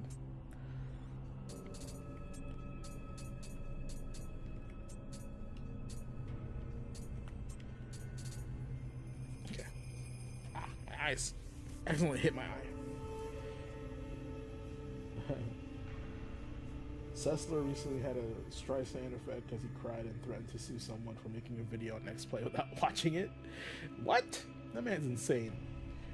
I think I know what you're talking about. Sessler got mad on Blue Sky Magic. Bro, that's crazy talk. Remember, guys, when someone's miserable, they're going to want to bring you down with them because they don't want to be alone and miserable by themselves. That is a fact, true statement. Think about all the people that are miserable and that you've encountered in your life. What is their number one priority? To make other people feel the same way or feel for them. They want to share in their misery.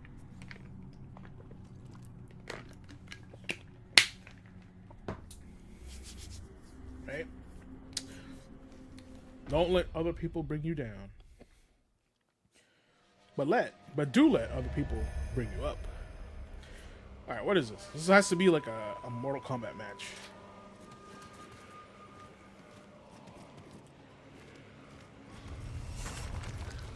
Kappa.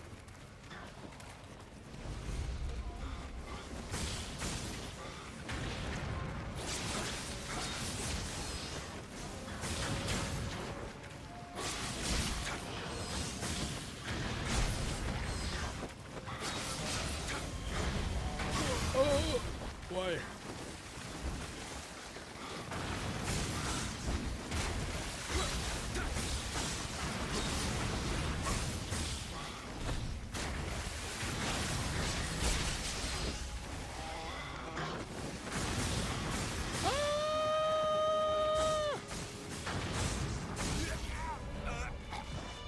The one bomb out of nowhere. What the heck? That's crazy.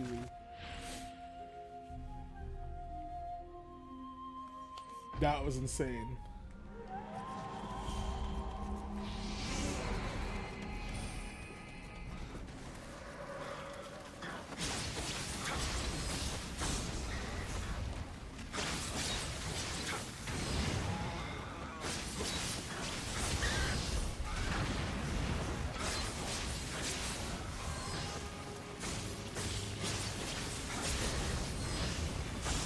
Hey, relax.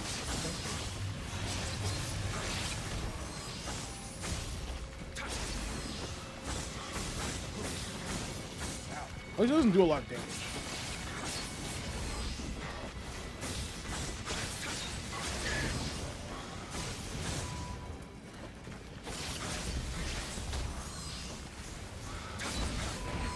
Ow. Big schwack.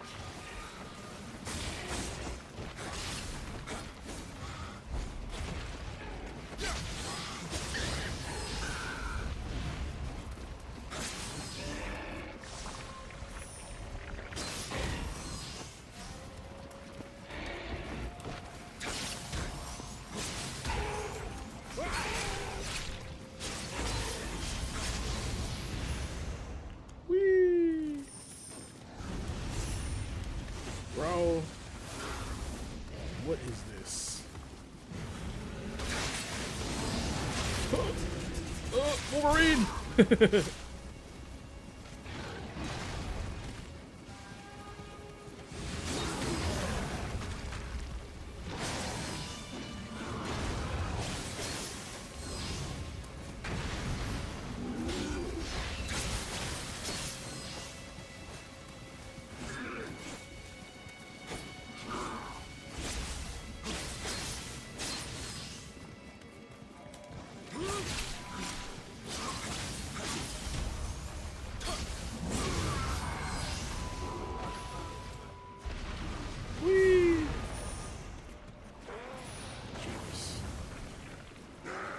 is a new enemy type.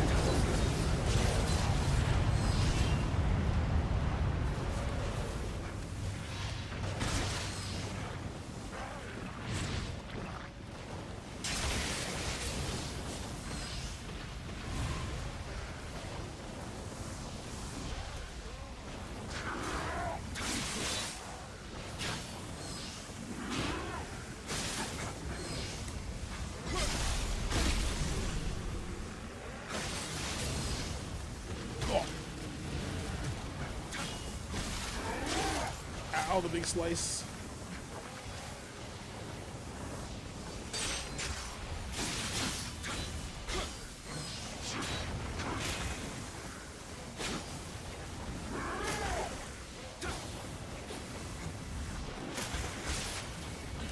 Got him. Oh, come on.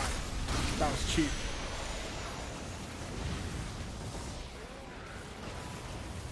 Why am I in slow motion? I'm in slow motion.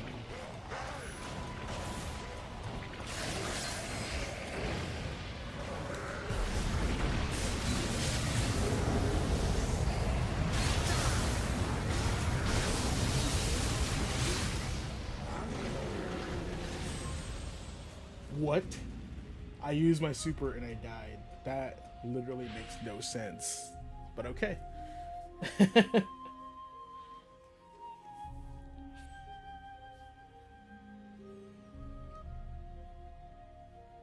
Grifting crap on Twitter.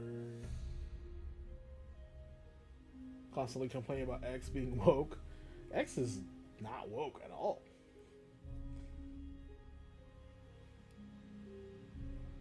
Yeah, I agree that shutting down studios is the most important thing. Matter of fact, one of our news today, when I started the show, was that like they're looking to unionize these development studios now, you know.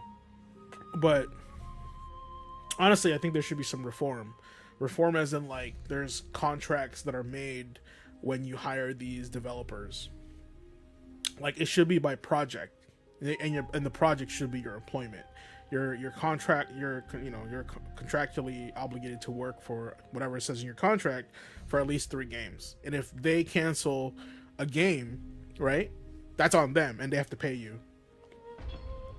How much more commitment do you think they'll give you, right? If they said you have to pay for your employment even though there's no project.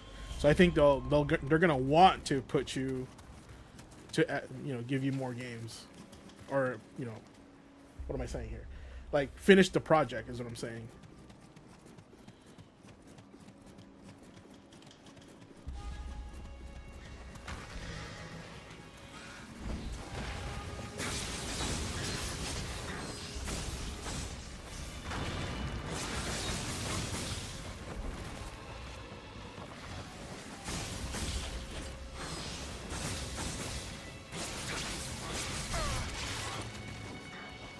That's pretty annoying how they get interrupted like that.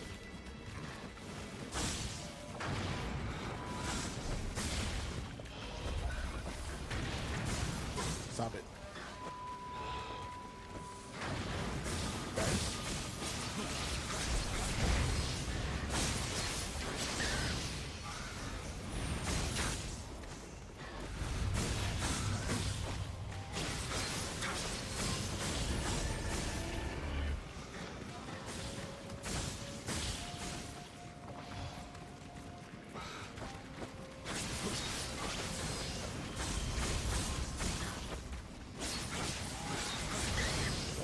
Unlock it.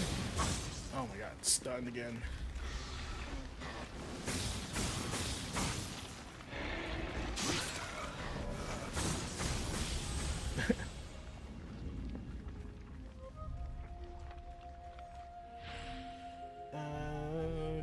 statistics. If you're focused on racial, sexual, gender identity, that's what it means. Meaning, people just go too far down the rabbit hole. Well, I mean, it's they. You have to keep in mind the whole idea of why they're bringing up that conversation is because they want their engagement farming. Let's be real. Do they care about the issue? I doubt it.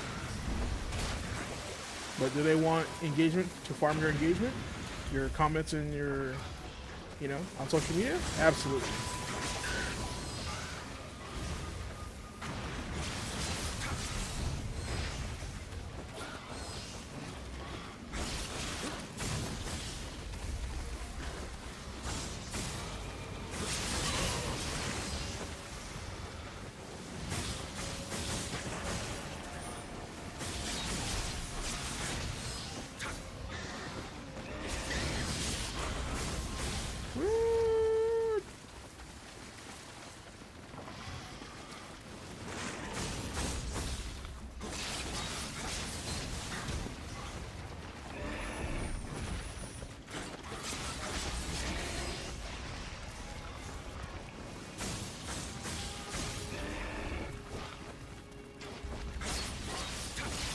I literally found somebody on Facebook that said, "You guys should fight more on my comments so I can get more money."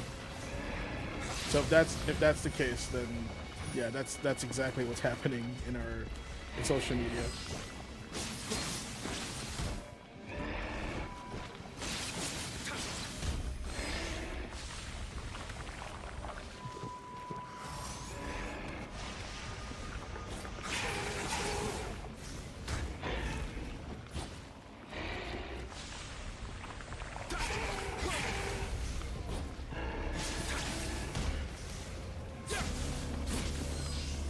Brother, just die.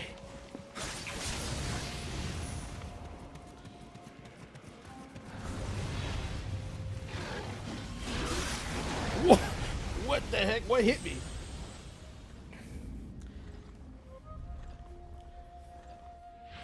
Let's see here. So Jagos, so I'm gonna explain this to you. So some people are monetized when they post on X, Facebook, whatever, right? Instagram. Some people are monetized. I'm not monetized, but some people are, and they're usually they farm comments, likes, anything that like pumps up the algorithm. Basically, what it does, it's giving attention to the post, so more eyeballs land on it. And when more eyeballs land on it, the algorithm picks it up and it puts it puts it to even more eyeballs. So ultimately, some people, the trolls as you would call them, they're designed to elicit a response. They make a post just designed to elicit a response that they don't even believe in whatever they're typing. It's just so people can. It's just you start a fight. You're adding fuel to the fire, right? Some of the times they make multiple accounts. And what they do is, they egg each other on, right? Yeah, and it's negative engagement. It's 100% negative engagement, but it pays them. That's why they do it.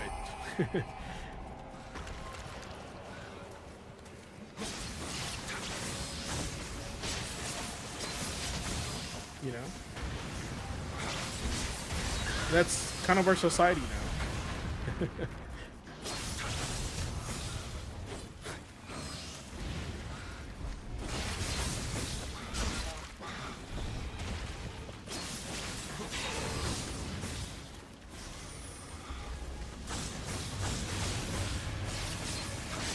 Whenever there's a situation where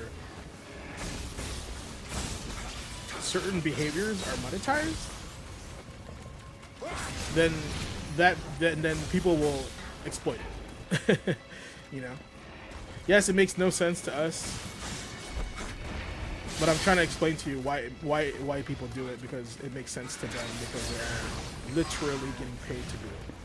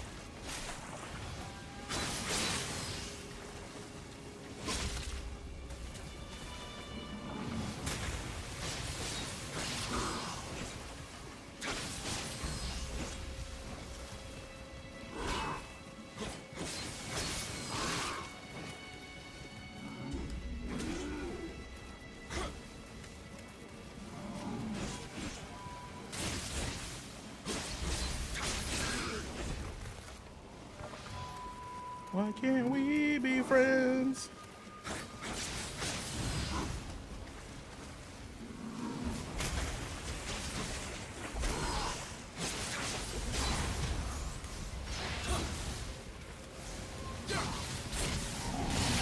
What the? Bro. What stunned me? This game's getting crazy.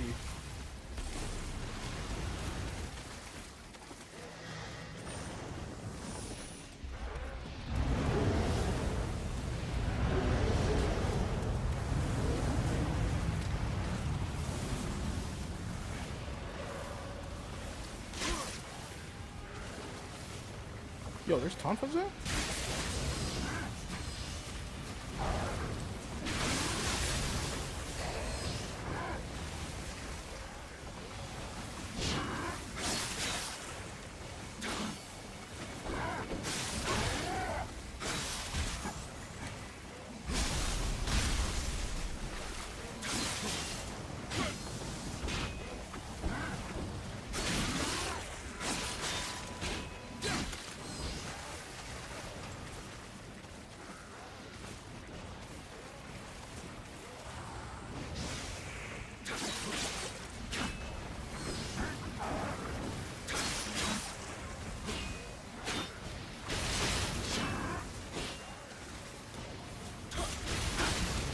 Bro.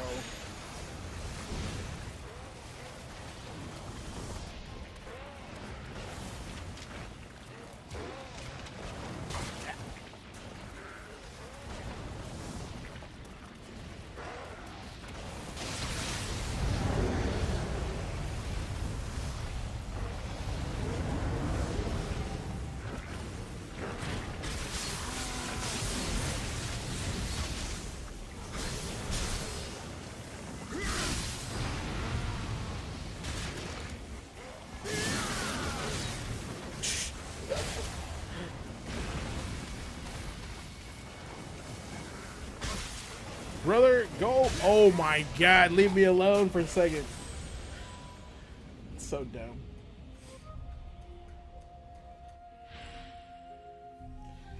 Alright, what we got here? What do they win if you like? Yeah, go with negativity. What is hardware? Go far to negativity. You know what? And here's the thing: you do create a you do create like your own audience, right? So if you attract people, so because people are going to be drawn to people that are like-minded, right? So if you attract drama, you're going to go to people that like are talking about the drama, you know. And I think like, and this is why a lot of people are confused about like, why do people watch Asmongold so much? Why do people like his content? He's basically just vocalizing what other people are thinking, right, on the internet, you know. And you'll notice some people on his chat will actually challenge him, right, on a few things, and you know, but sometimes he listens, sometimes he doesn't listen. He doesn't have to listen, but not everybody is going to be 100% him. They're going to be on a scale of some sort. So, but I do like his takes on video games because he just believes games as they should be, video games. And not to mention that he says it multiple times. He's designed to be entertaining, so he says some outlandish stuff to attract attention, to be funny, right? Because he's designed to be entertaining. So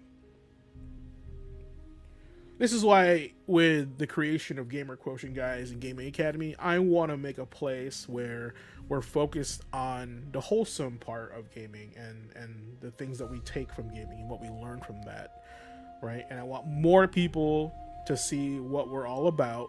And, you know, that's why I want you guys to spread the word. I want you guys to share, subscribe, if we have those, you know, like repost, etc. Share to people that you like, that what we're all about. If you noticed, there's not too many channels out there like Gamer Quotient, Gaming Academy. There is not a lot out there. We try not to talk about the drama. We try not to talk about, you know, the negatives all the time. We talk about the situation, right? And because there's not much we can do except game with intent, focus on ourselves, be better, right? Take some of the lessons we did in gaming, apply them into our real lives, right? So, and that's what I'm saying. It's like there's always gonna be somebody out there that's, you know, gonna be negative as always. You got busy. There you go. That's what I'm saying, right? You got priorities. You know, we all have priorities too. Nick has priorities. Oliver has priorities. Ace has priorities. GQ has priorities, right? My priority is Jamer Quotient right now. Yeah. Well, you know, Jagos, you're right. Deep issues are far more engaging, but that's not what people click on for the immediate emotional response, right? This is why they have clickbait. This is why they have, you know, like false thumbnails. You know, clickbait is basically what that is. So, and that's kind of what I'm getting at is it's just gonna be the way it is, unfortunately, and it sucks. Not good. Dislike.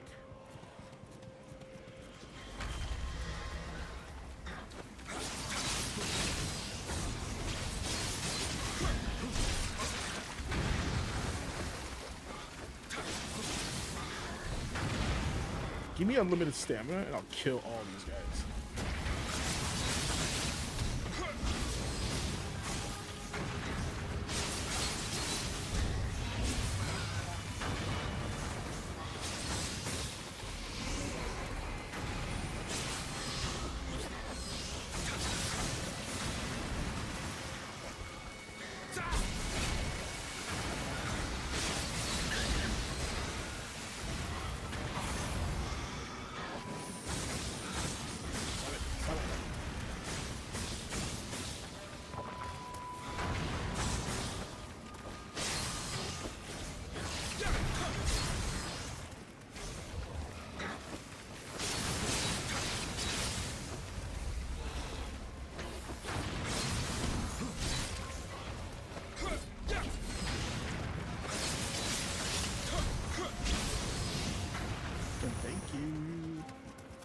Hey, chill out, Unabomber.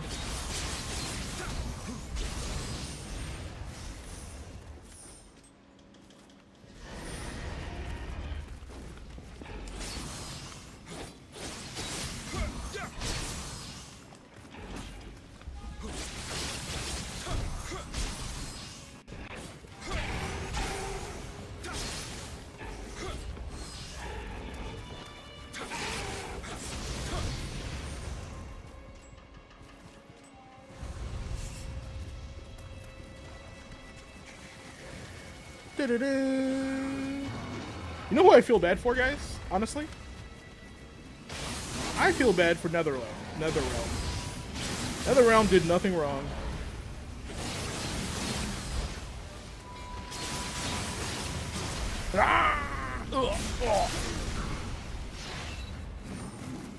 Brother, I was dodging.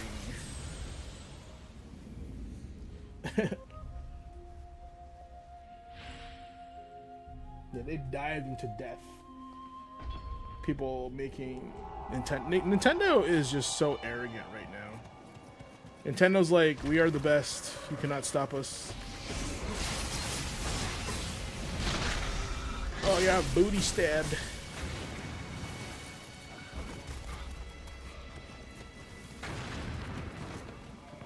Touch your butt.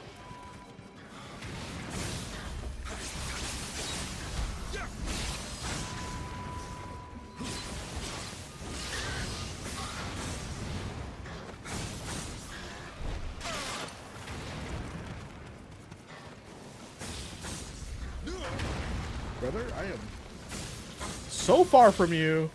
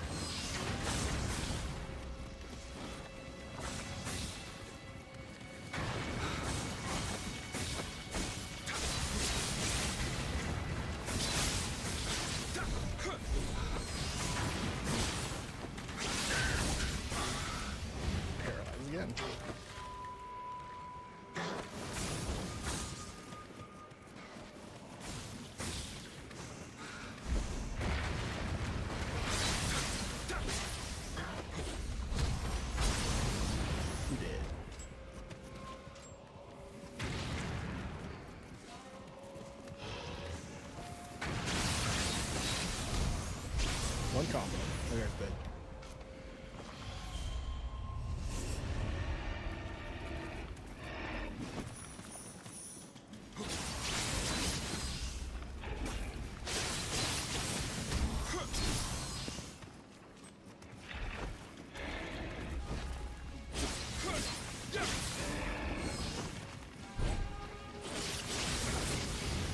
Got him. Okay. First 3 waves are easy.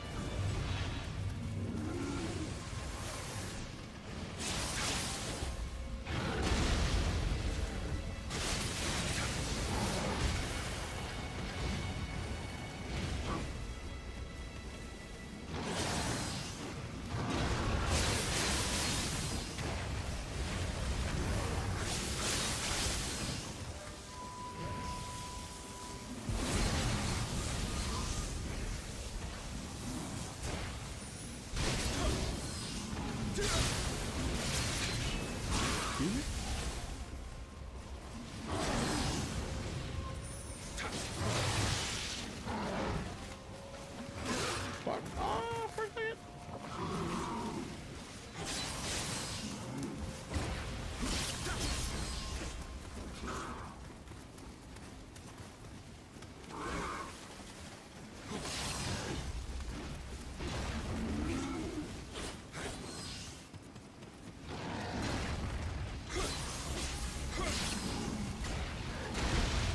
What?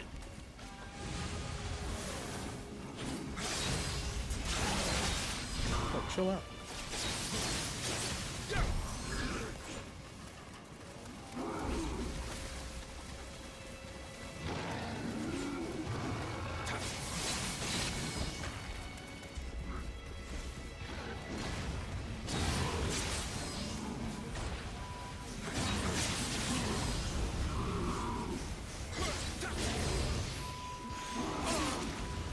Oop.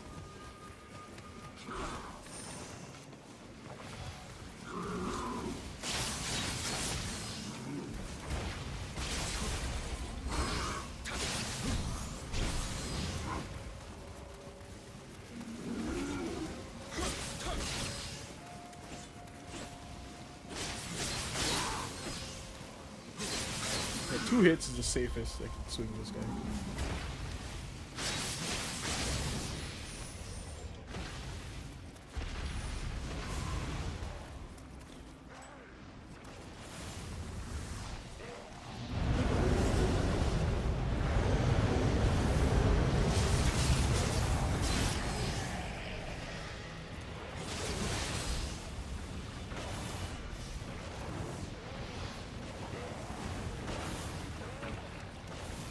Okay, come on over here. Duel me like a real person.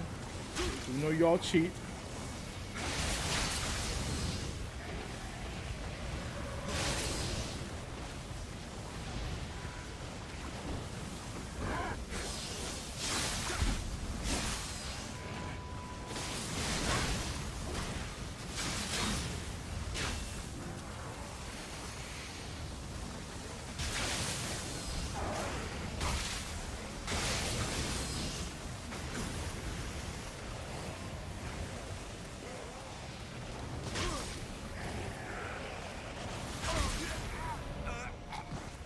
Cheat. Yeah, the DLC quests are very hard.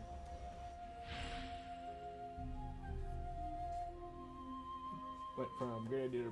So, Assassin's Creed started falling off when they started turning it into an RPG. It wasn't meant to be an RPG, so... why they did that? Well, of course, make more money.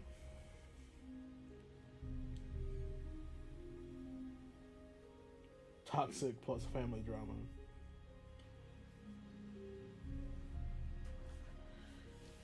Yeah, you know what?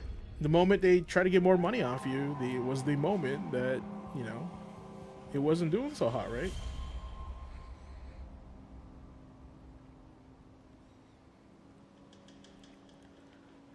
That's how they get you.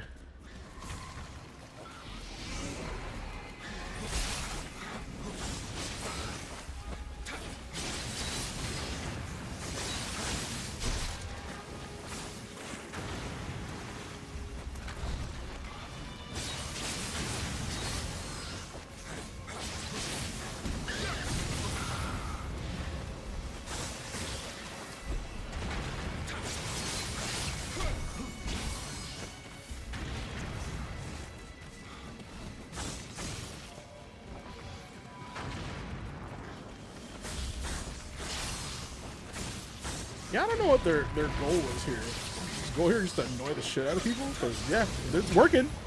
It's annoying.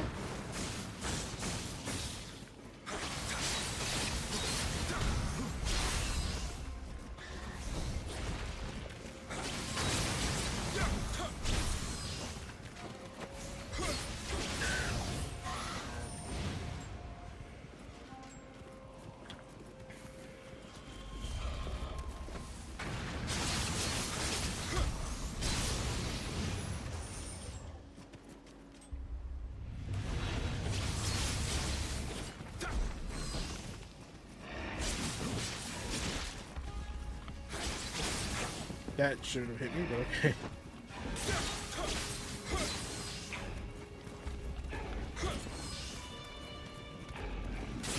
What?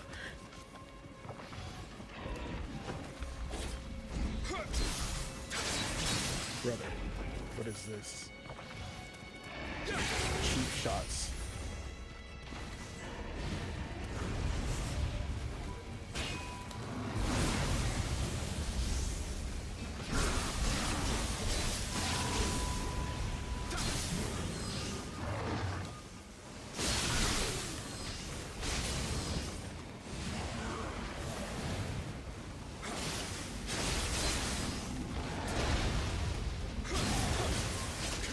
Yeah, just pushes me down.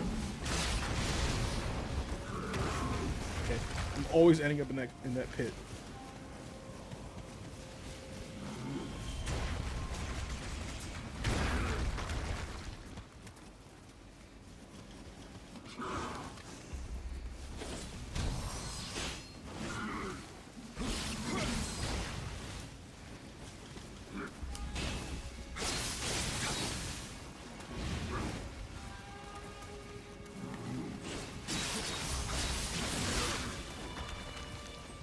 So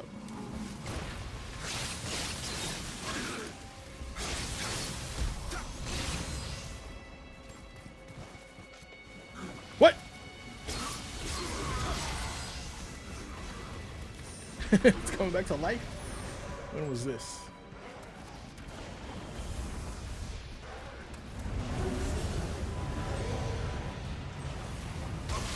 Okay, through the wall.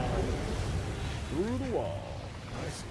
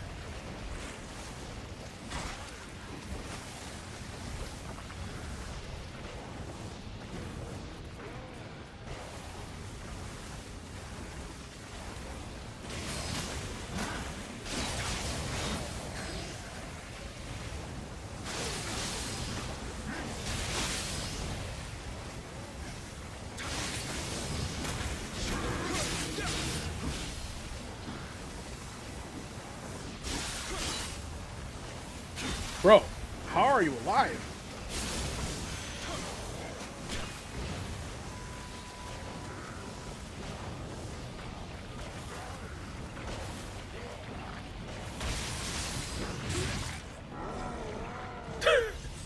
This game, dude. That was unnecessary.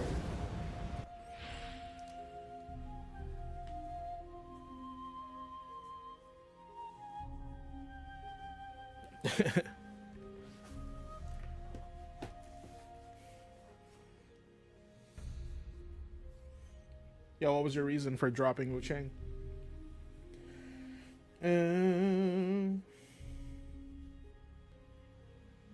See, the fact that here's the thing, right? This is why I know the upper heads at Ubisoft don't like games. They want money, or here's the thing: they either don't like games, they just want money, or they love games, but the people that invested in their company really love money and want their money back. That they are going desperate on live service because it is the shortest point from point A to point B, right? With the least amount of investment. So they probably owe a lot of people money, is what I'm saying. The reason for this is because if they love games, they would be going back to their titles that made them the game they are. Hell, they can do like a Rayman party, right? They can do a Rayman like kind of revival with like, like Rayman Legends was really cool, right? But if they did Rayman like how Nintendo treats Mario, make it like this is Ubisoft's character, Rayman. They could do that, but they're not, because they know they're not going to sell millions and millions of copies, because they want the best return as much as possible with the least amount of investment into it, because they are bleeding, right? And they also canceled Prince of Persia, which also made Ubisoft put them on the map as well, and that was already in progress of being remade. And so they cut that off, and what did they focus on? All focus back on live service, right? Every company focusing on live service right now. So this is what I mean. The industry is collapsing because of live service. Because have you guys seen? Tell me, guys, you've seen the Jeff Kaplan video, even if it was like the first 15 minutes of why he left Blizzard. Otherwise, we will watch that right now.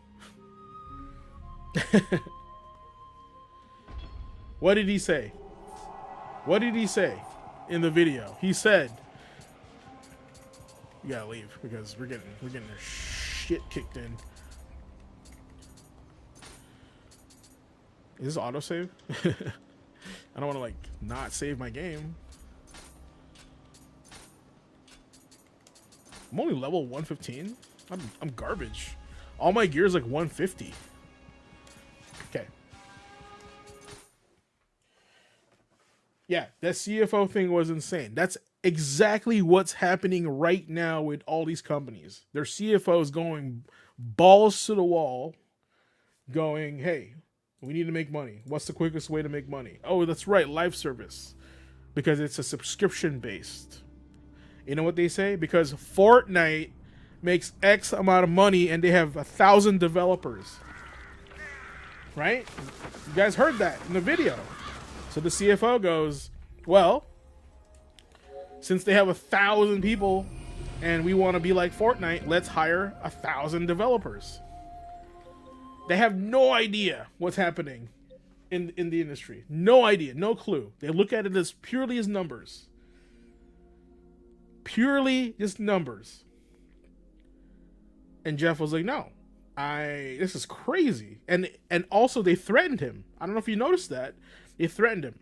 "If you guys don't hit these numbers, it's all on you. All on him. On a gamble." That's not right.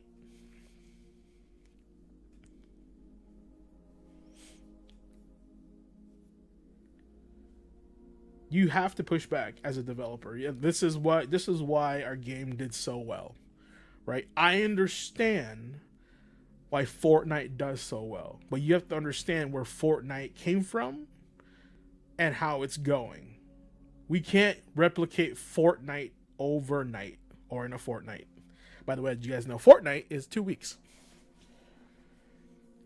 Because it took 2 weeks to get from one camp to the fort in like Western times. So yeah, that's exactly what it is right now. That we're living in an industry where the CFO and these suits are going, "How do we make more money? How? Numbers. That's all they care about. They don't care how we get it, just numbers."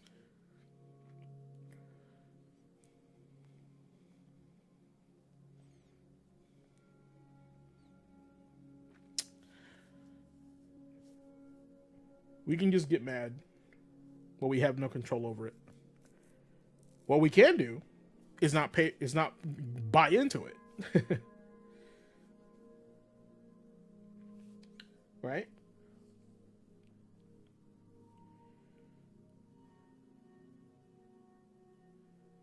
Right, and that's what I'm saying, guys. Andre J goes, "A good game is a good game, no matter what.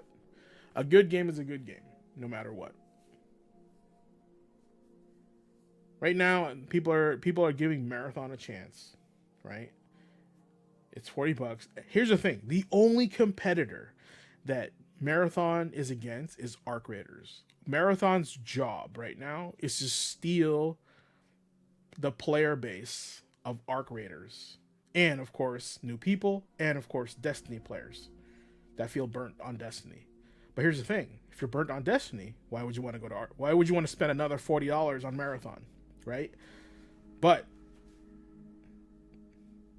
if you're an Arc Raiders player and Marathon is the it game because people are playing it, people are going to play Marathon, right?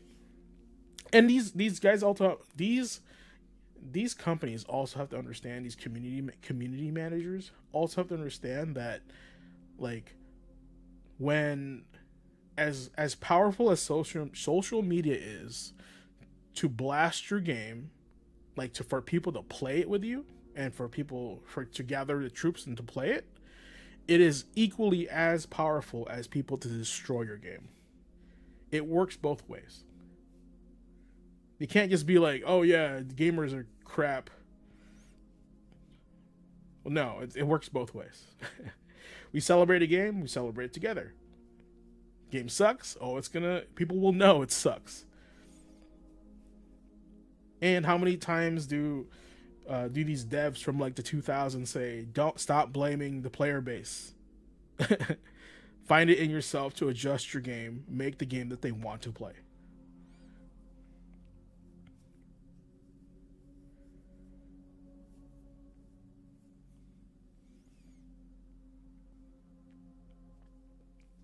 It's not hard.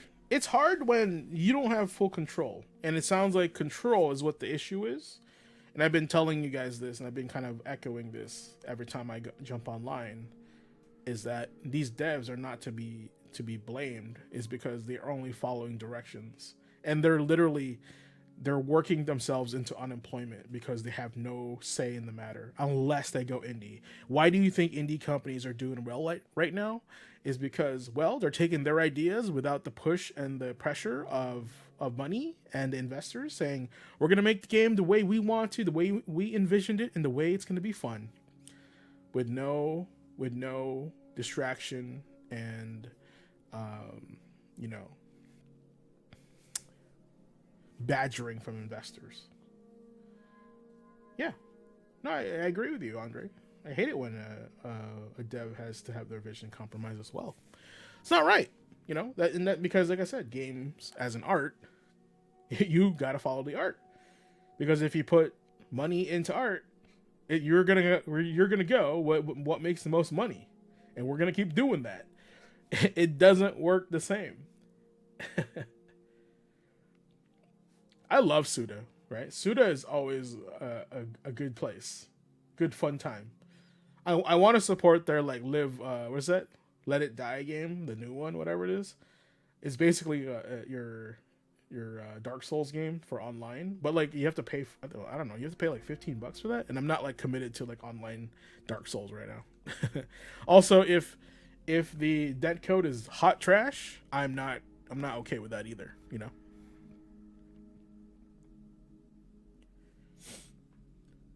I'm not settling.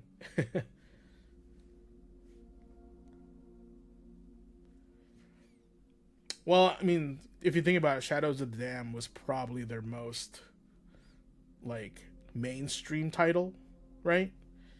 Like it was the most like third person shooter, like it wasn't too out there, because there's some games that are just out there, like, wow, this game's crazy,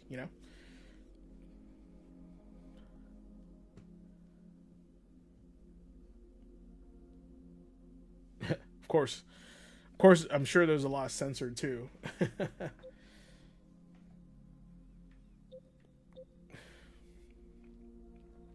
Solid Snake is in Rainbow Six. That's crazy. That's insane.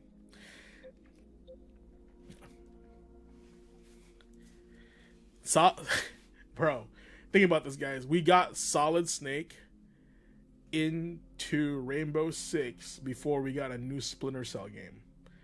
That is crazy. That is insane. We got Solid Snake into Rainbow Six Siege before we got a new Splinter Cell. That is wild. that is crazy to think about. Oh, what was it? Did I read why you drop Wu Chang?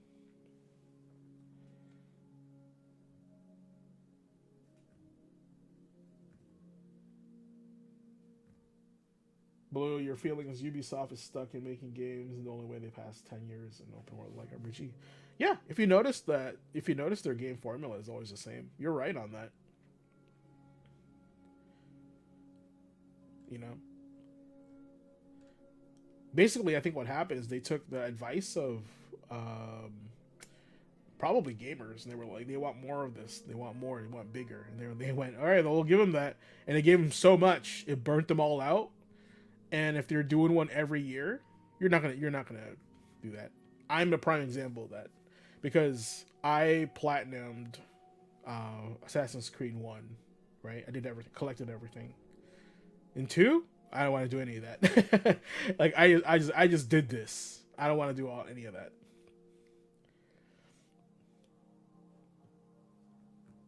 Well, Assassin's Creed was popular in general. That's like, you think of Ubisoft, you think of Assassin's Creed, right?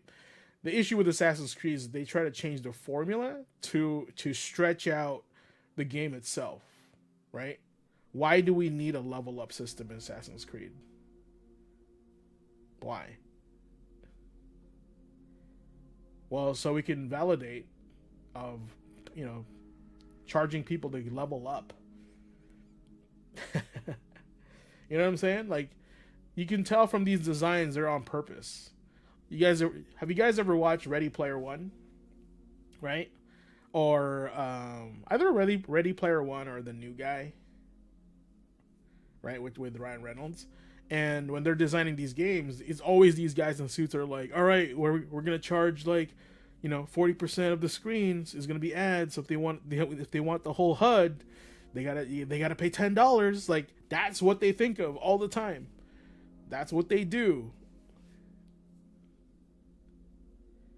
That's what they do, guys. They're trying to nickel and dime you for any experience you may have. You're not gonna get a full game anymore.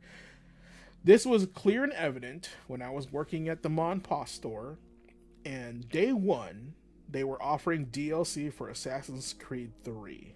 I think it was 3. They're like, it's day one DLC, it's included if you get the deluxe edition. And we're like, day one DLC? You mean like it's already available? And they have to pay for it? That's pretty evident that they nickel and dimed you for those extra missions. It's not like they were making that after. They already made it. They're charging you more toppings on your pizza, basically. But in this case, it's the cheese. You always need cheese on your pizza, right? You can change the sauce. You can have barbecue. You can have, tomato sauce. But in this case, cheese is consistent, and they're like, you're only going to get 80% of the cheese right now. Oh, yeah. Yeah, they 100% did that for Pokemon ZA, or ZA, whatever you want to call it. But here's the thing, Jagos. Here's what I'm going to tell you about Assassin's Creed that you may not see. Okay?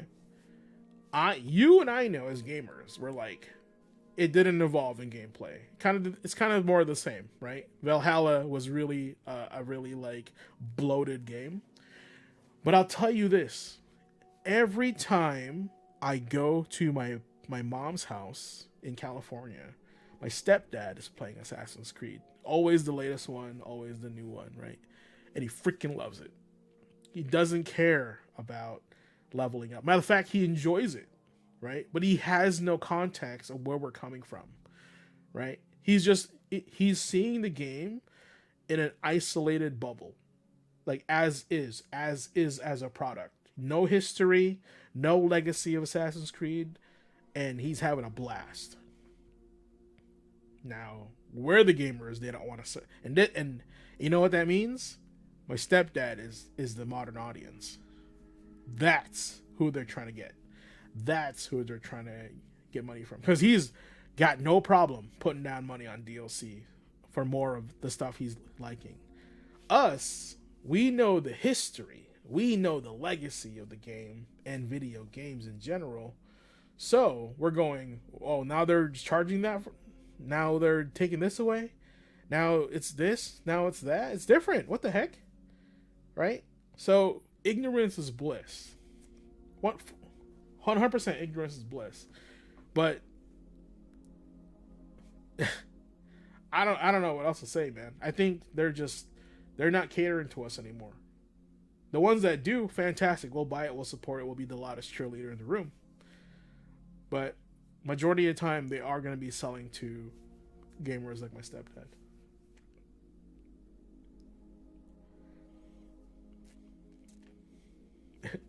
I should put this up so I'm like not always looking down all the time. I'll put it over here. Lower this light a little bit so I'm not blinding my eyeballs. Maybe I'll put it up here.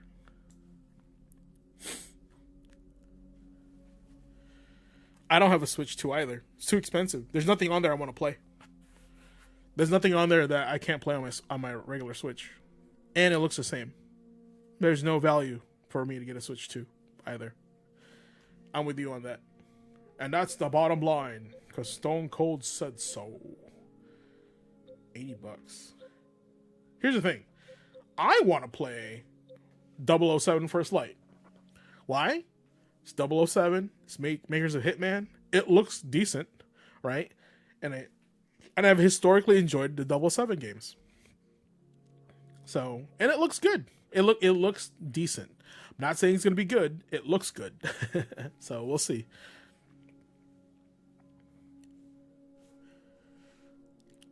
A lot of casual games go for what catches their attention or franchises they're familiar with. Yeah, absolutely. And they ask people like us, when I worked at the store, when I was managing it, I get lots of non-gamers coming in there asking for, games and what I should play. I had this very, very wholesome. She's very pretty, and I think she was married but they weren't gamers, right? They were older couple, and she does not look like a gamer whatsoever. And bless her sweet little heart, she came in asking for I just want to play a game where I can kind of explore and be casual, non-competitive, be cozy, not really cozy, but single player, doesn't have to be online. I'm not competitive. I wanted a adventure and story and stuff like that. And immediately the staff, Skyrim. Go play Skyrim. You'll love it. You'll love it. 3 weeks later, she came back. Right? She came back going, I love Skyrim. It's so fun. I already beat it. I already did everything. And I'm like, wow, okay, that's cool. I'm glad you enjoyed it. It's are there any more other games like it? So what do we say? We say, okay, well, there's Oblivion, there's Dragon Age, but they're not gonna be exactly like Skyrim, right? But they're gonna be similar. The point of gaming is to explore. We talked about this on the show, right? Explore the games that we want to play. Try it out. Don't fall into the meta.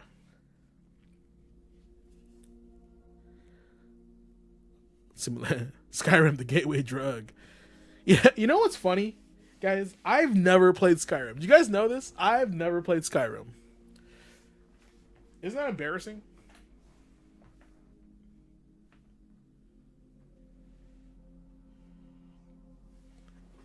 No. Check this out. Check this out, guys. You guys, we have. I always briefly look over here, right? To look at my library of games, and I never really show you what's over here. But has anybody played this game? Harvey Birdman. Does anybody play this? Is this game good? He's dot dot dot. I don't even know that game existed. Brother, you don't understand. Check this out. Look who's the developer of Harvey Birdman. Not even kidding. What does that say right there in the gold and blue letters? Who made this game? Capcom made this game. Crazy. Crazy. Crazy. My hat. My hat. What happened? Don't forget your GQAzndood hat. Check it out. Capcom presents Harvey Birdman. That's crazy, huh? Y'all never thought they made Harvey Birdman the video game. Harvey Birdman. So, here's a sample of a game. Here's a sample of a game that I think, like, is a product of its time. Oh, do I have? I don't think I have that game anymore. Check this out. Konami made this game called Psy Girls, right? You guys remember Psy Girls? Probably not. Dude, this is a third person action game, right? And this is made by Konami, and this was designed. Look at this product of its time, man. This was designed to basically combat, like, you know, to create like this was a cover shooter with some platforming, and there's two discs, you know, one for Asuka and one for Ice. So this one is Ice. If you want to play her missions, you get Ice, right? Get Ice. And then if you want to play the ninja, which is the other girl, you know, you use the other disc, Asuka. Isn't that crazy? Yeah. There was that. There's the Death by Degrees with Nina Williams, right?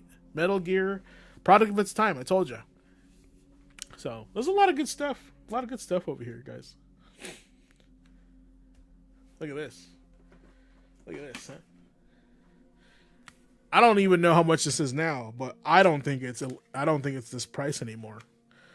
Look at that. Crazy Taxi on the Dreamcast. Right? Yeah. Good soundtrack. Dude, we got games, right? Games are not a problem.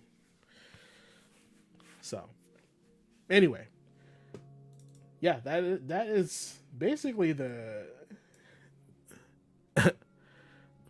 oh, Jay goes. I was the same way, but I did it with my Saturn, my Sega Saturn. I don't know how much Crazy Taxi is right now. Crazy Taxi Dreamcast. No, it's still like $25 with the manual, right? It's pretty good. And I bought it for what, $11.50? Can't buy a console. You know, so we're doing okay.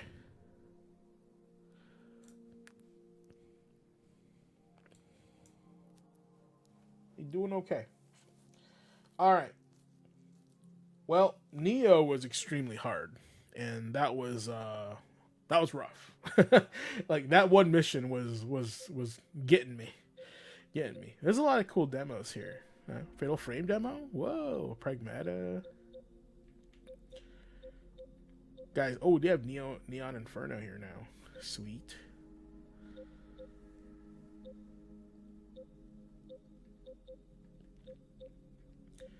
Apex Legends got me want to play it because of Gundam. They're putting Gundam in there. Next Enfield, Zoneless Zenzer. There's all these free-to-play games, man. Like, you just buy a console and you're good to go. First Ascendant, you don't have to buy games anymore. Get your fill, play the game, You know, move on with your life. You know.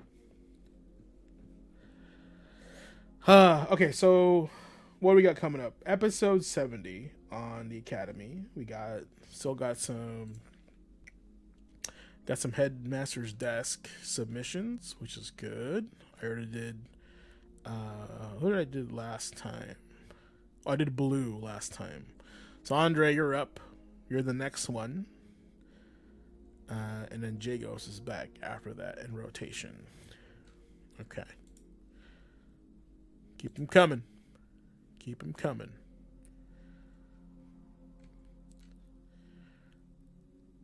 You know, instead of buying, I was thinking about picking up a new game, but then I saw the DLC on sale, so I ended up doing that. But man, I think what the DLC was designed to do was I was supposed to play a New Game Plus on the DLC, and then like maybe halfway through or whatever, I switched to the DLC. That's why it's so freaking hard. Dude, I think we're at a point where consoles is just done now. We're gonna have to be playing something else. We're gonna have to be PC. Even me, like, console will purely be for collecting. And this is why I'm more emphasizing on console for like non-online games, right? And then the only reason why I don't buy only PC now is because my computer is like 11 years old, right?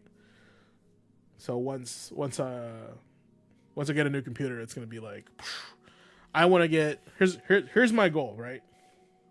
I know I want to get Towerborn. It's over there, so I can play it. I want to get a PC and a PS5 Pro, and I think I'm done. Like, if a PS6 comes out, there's gotta have to be a good reason why I get a PS6. It's crazy. I'm not buying a PS6 for a live service game. You know, like, it's, and the only reason I would get a PS6 if they have like new Killzones, new God of Wars, right, or anything like that. But like, at that point, there's nothing on there that I can't play that's on PC. And I think this is why they stopped making games for the PC, because they got scared. Honestly, they got scared. Sony got arrogant and said, hey, we're the best console to play on. We're going to put our games on PC, right? It's going to be a year exclusivity. And we're arrogant enough to steal market share from Xbox on PC. Then Steam releases the Steam box and goes, whoa, what is that thing? They go, what is that? You're going to be playing PS5 games on that Steam box? No. We're not doing that. We're not doing that. And guys, how much you want to bet when that Steam box comes out, they're going to delist their PC games? That may happen. That may happen. But here's the thing too, Andre. I don't think Astrobot needs to be on PS6. I think Astrobot 2 needs to be on PS5 and PS5 Pro. They have not tapped into the PS5 yet. They bragged about how cool and fast this console is, and we haven't seen any of it. Honestly. It's crazy, guys. It's crazy.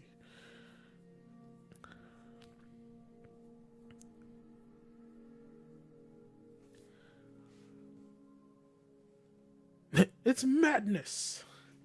Absolutely madness. Madness. We got Double Dragon. Oh yeah, we got, I think what's the date today? 14? The Paladin is free on Diablo. Let's check it out.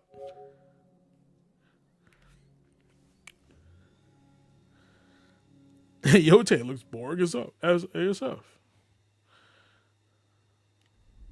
Yeah. You know, here's the thing, man. Isn't it weird that like a live service game failed? Suicide Squad. right? And then immediately, like soon after, they're like, we're gonna make another one. So do does Rocksteady or Warner Brothers really think we hated Suicide Squad because it was the characters and the gameplay, not the fact it was live service? Is that what happened? They're like, it will make another live service because they just didn't like Suicide Squad. They liked, but they want live service. What? That makes no sense. Oh, we got a new season. That's right.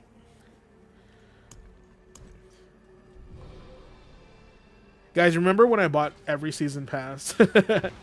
I already stopped buying the season pass for this game. It's because I'm waiting for the expansion, then I'll get the season or the battle pass for it. They need one more hero, and we are getting two more. I hear we're gonna get the Amazon, and we're gonna get the Warlock. So that's pretty cool. Oh, they will 100% make an excuse to make more live service games.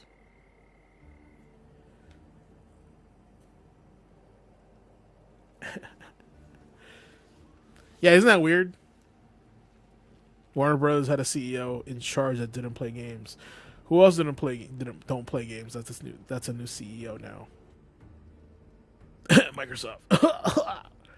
Microsoft.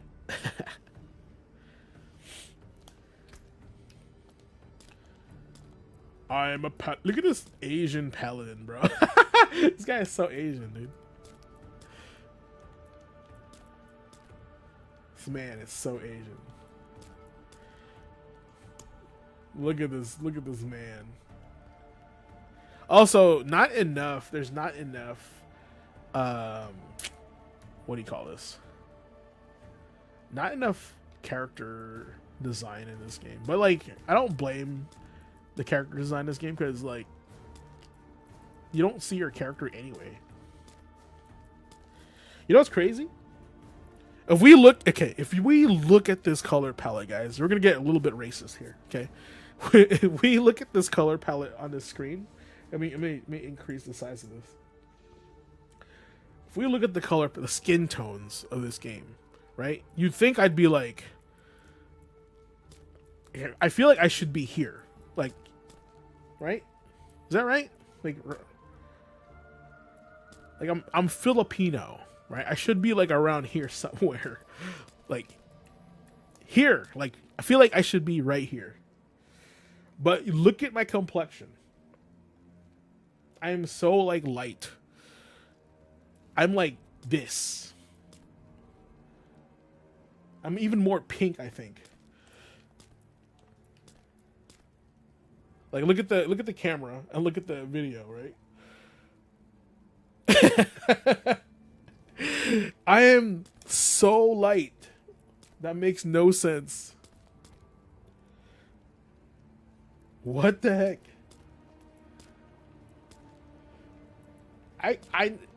Here's the thing. There's nothing wrong with Diablo. I need to take my ass outside and get some sun. That's it. That's what needs to happen. That's crazy. Yeah, I'm like this guy. Oh, I know. And here's the thing. I can get tan, right? But I live in a cloudy ass city or state, bro. Like I have relatives that are like this tan. They exist. But I'm saying it's me. Like, what the heck? Yeah, vitiligo, bro.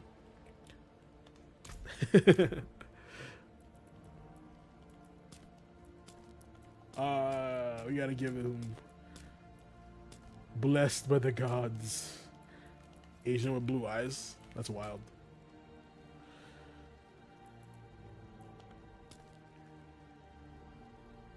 Yeah, and you know, I don't mind getting tan. If I go to California, I'll get tanned. Yeah. Going for the GQ look. Let's go GQ. This guy, I'm not putting eyeshadow on. It's crazy.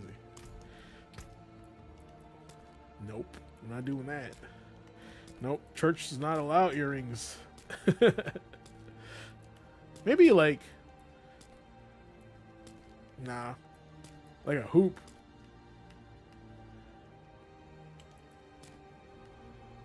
Still weird. Still weird. If I'm gonna be a paladin, right? That looks very paladin. That's a paladin right there. Yes.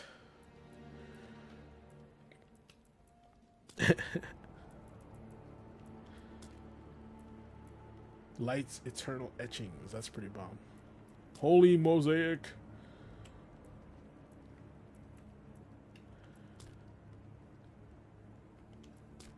I like that.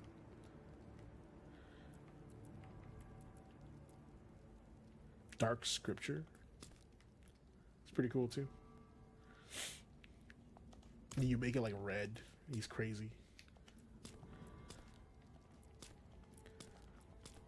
Gold? Yo, that's dope. Let's go. Yeah, let's go gold. Gold's good. Even though I feel like it needs to be like that, but like shiny. That's cool though. Yeah. Varen. Harrell. Fane. Bravon. Ulrich. Ulrich sounds like a name. I want to change the face too. Kale sounds dope. Kale's Lion's Rest. Kandor. Now I want to change the face. Change the face. Oh, that's all I can do, right? One Asian man.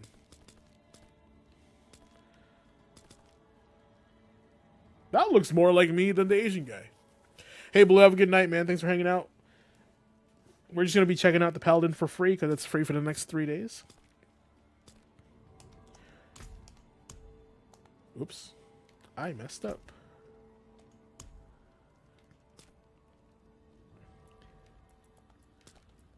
So we're going to make one real fast. 0. Radiant before the heavens. What?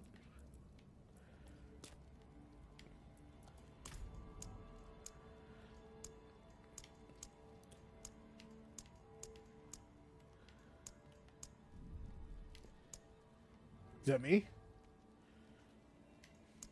Oh. Kempt. Kempt beard? Is that a word? Is that a real word? Okay. No makeup. No jewelry. No, we're gonna do markings. We're doing the cool stuff. We're doing that. And we're gonna be doing this. That's the Kratos. The Kratos. Which one did we pick? Was it this one? Shield of Estuary. Sick. All right, we're gonna do expert quiz. We ain't no cowards. All right, let's try this out. I'm gonna call it.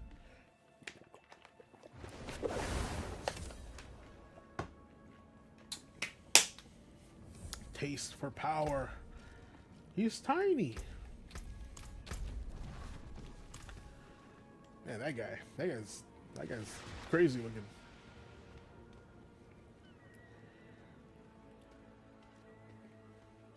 Wanderer, please, I must speak with you. Greetings. My name is Tayan. I'm researching new magic to combat the demons that plague our land. My colleague Kurami sent me to find you. He seeks your help with our work, believing you hold the key to unlocking great power. Please, join us at our workshop. Okay. Where's your workshop? Oh.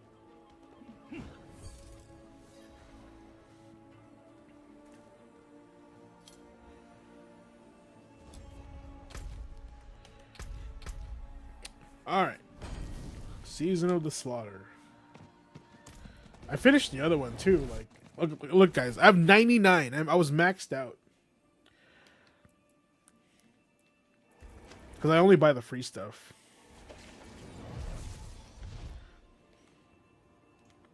What kind of cool stuff they got this season?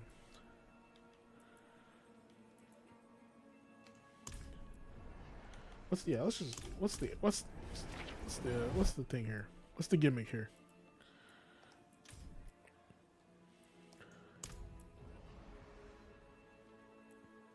Okay, so that's the armor. That's this season. Apostle, the guiding stars, yellow bear. Okay.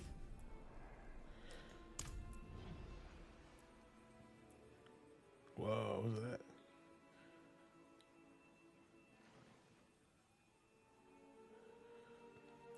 Okay, we got some platinum too.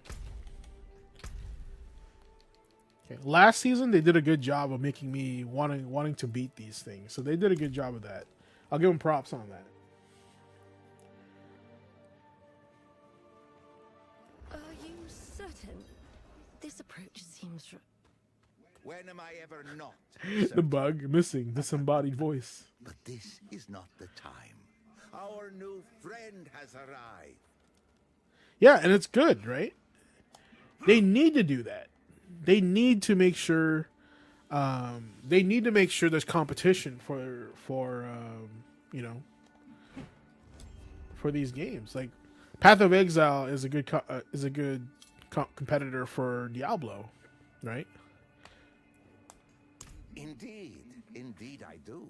Allow me to introduce myself. You know what Diablo is to me, Jagos? Diablo to me is Vampire Survivors with extra steps. I am aware of your most formidable reputation, as I am aware of your goals. I believe we can help each other. Why is there a demon statue right there? I too am concerned about Mephisto's reappearance. Oh, come now. Don't look so surprised. You'll find I am exceptionally well informed. But to my point, I'm convinced I found a way to harness demonic magic. Do you understand? A means to not only resist Mephisto's it's a step down, but also to amplify our own. Well, no, I'm saying the feeling that I get from playing Diablo is the same feeling with Vampire Survivors. I turn it on, right? I kind of like turn off my brain, just play, kill things, right? And then move on. Like before I was kind of interested in the story, but now they're kind of going all over the place. So I'm kind of just like, I log in and want to try a new character. I want to try this new build, right? So the same thing as Vampire Survivors, basically. No need to trouble yourself with the complexities, especially when your role is quite simple. I will begin channeling this shrine, our conduit. Once it awakens, you need only activate it. And I'm also invested into Diablo's story, right? I've been playing it since Diablo 1 and Diablo 2. I played a crap ton of Diablo 3.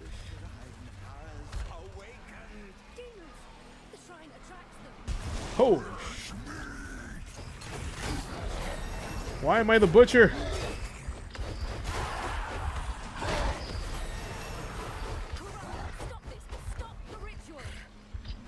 Ah. Ah. What happened? I turned into the butcher.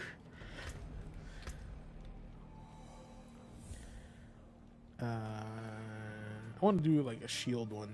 Brandish. And shield. Okay, that one's good.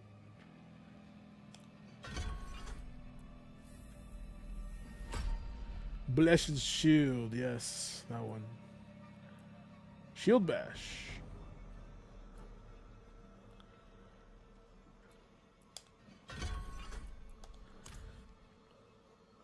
I think they just lost a step in Diablo since I just could not get into 3. Well, 3 was like,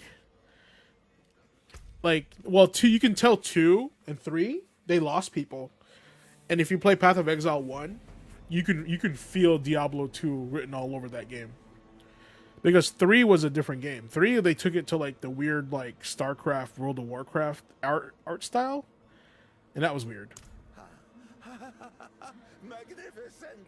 I dared not even hope the ritual would be so effective. Effective? We summoned demons into our very workshop. And then our friend here became a butcher demon. This is all wildly dangerous. We must not proceed. Sheer nonsense. The transformation was perfectly controlled. The warding spell seems to remain in effect even now.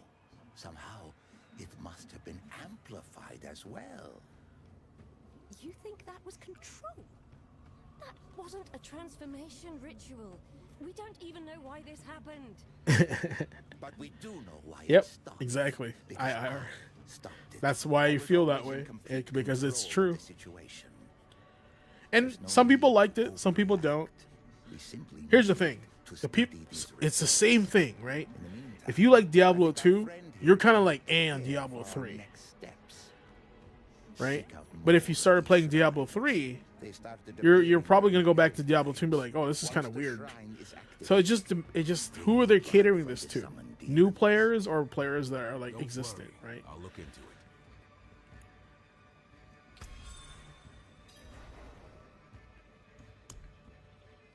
Meaty offerings.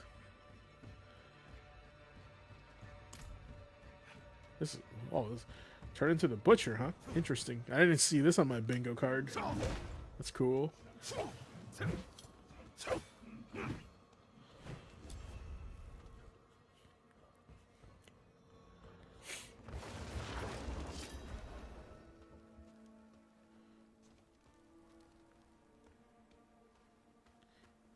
Ooh.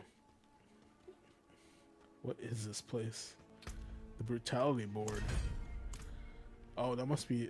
Okay. That must be. This must be the seasons. That's also new. I don't remember that being there. Pants. Okay. Now what? Now what?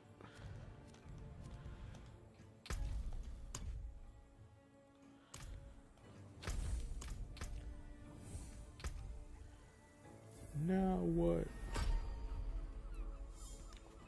Fanaticism aura. Defiance aura. Or the holy light aura. I'm gonna be defying, bro.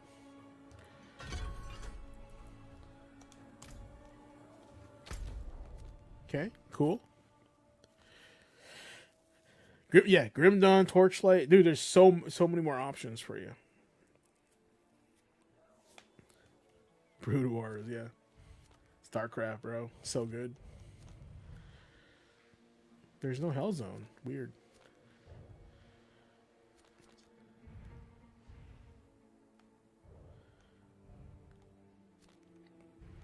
Is it over here? Ceremonial Slaughter. Interesting.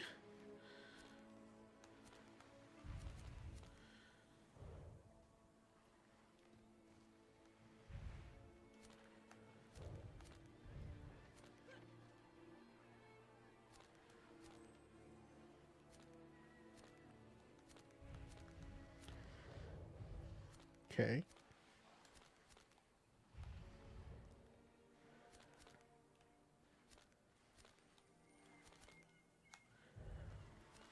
Okay, let's start here. I just want to feel how this character, I want to try this character out.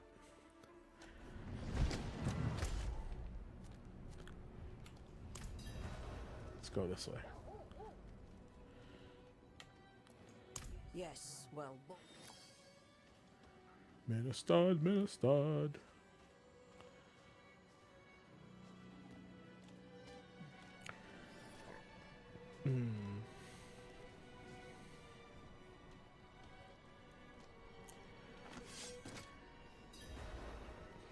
Yeah.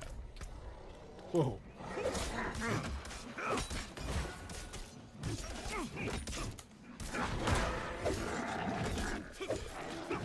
Interesting. Kind of slow. Oh my god, that was kind of strong.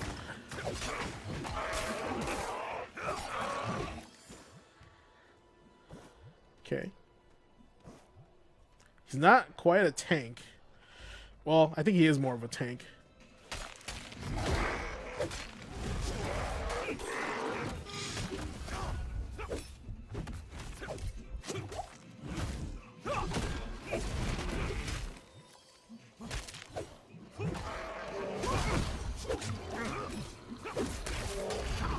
Ooh.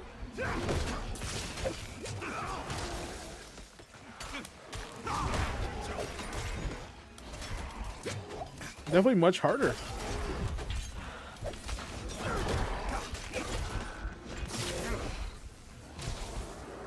Ugh.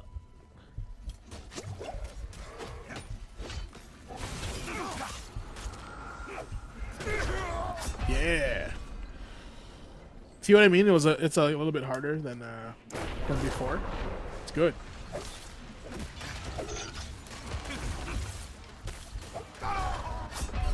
Hell has satiated. What are you talking about? Is there? Am I in a hell zone right now? Oh wow, I am. Just started.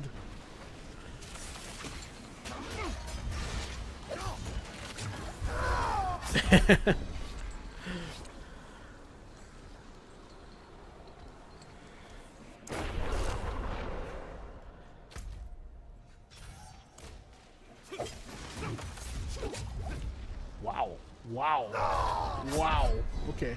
We're not going here. We're not ready for this era.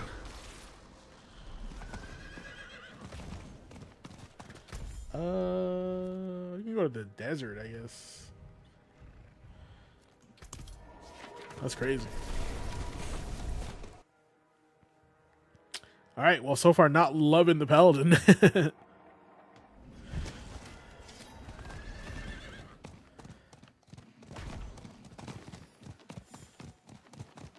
Not yet.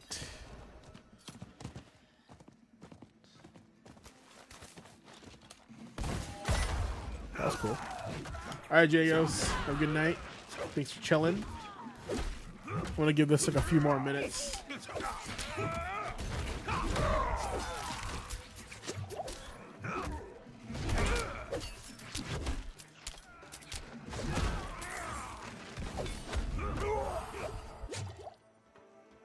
Kill streak.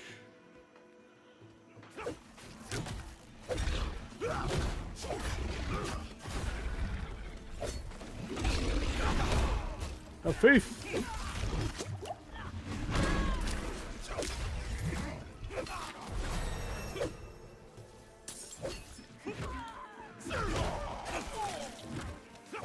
Schwack. Well, swords feel like they're doing stuff.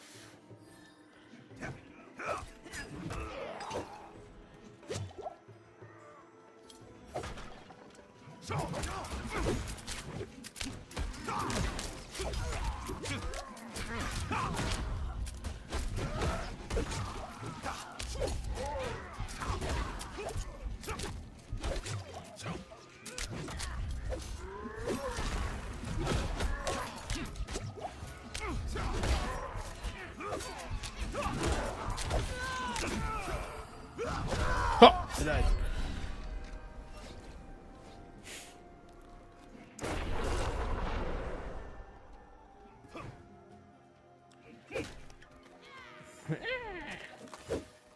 What is this?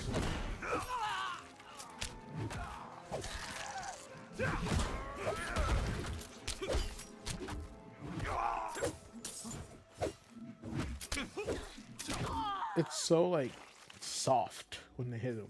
Like, what's up with that? Yeah, where's some loot? Can I get some loot up in here?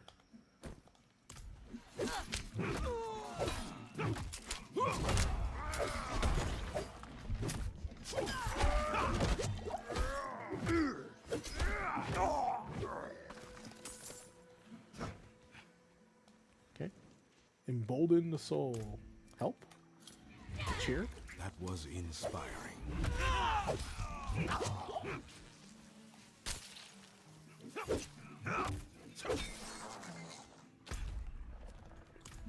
Ah!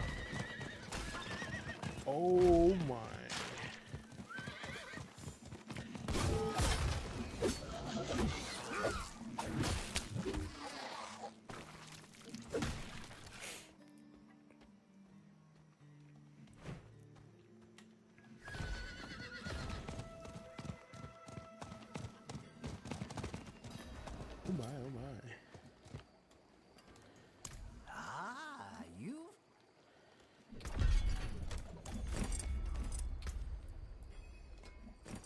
Cool.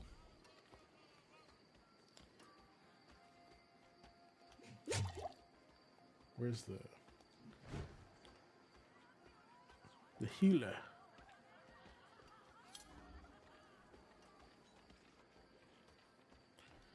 Setsuki? Setsuki. All the crying and worry of Ghoul-Run survivors is scaring off buyers. Let's have some compassion.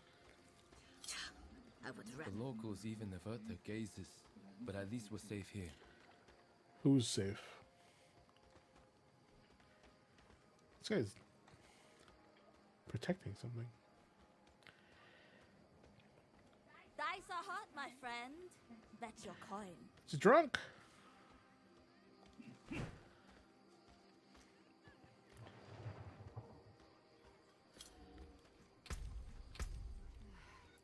Okay. Well, we need this. And then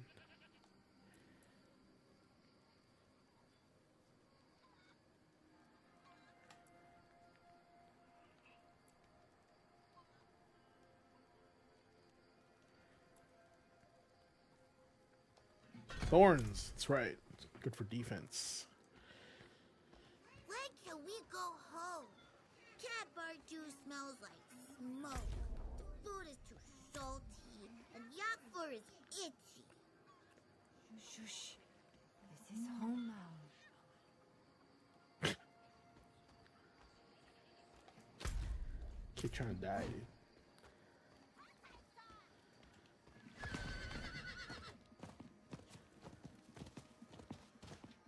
Okay.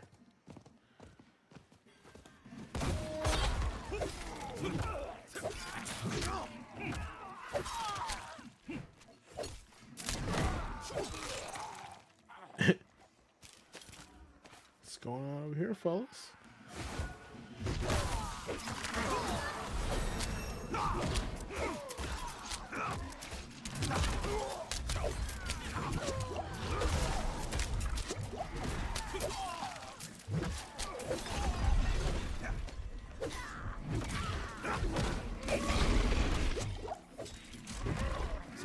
Scorcher. Yeah, you took all that.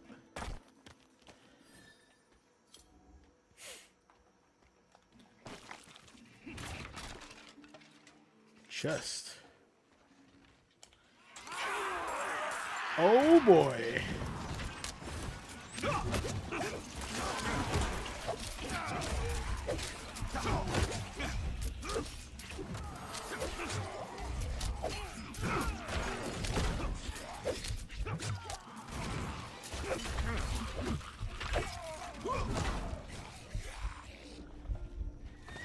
Where's that?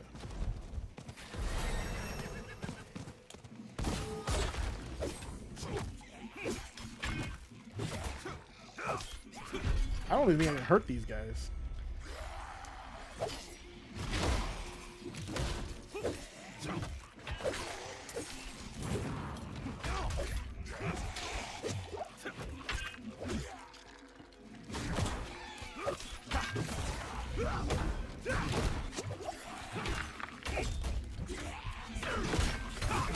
It will give me lots of XP though.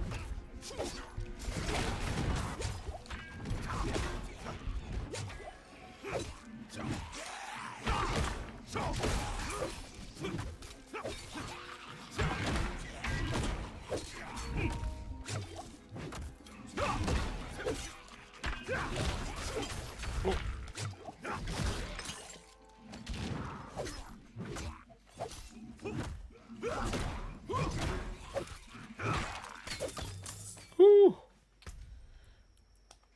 Yo, we got a flail? Yes. New weapon instead of trash sword.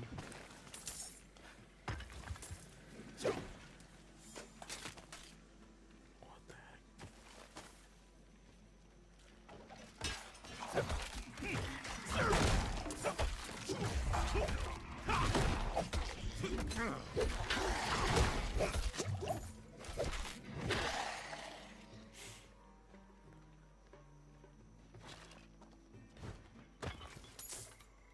Priority quest available. Where?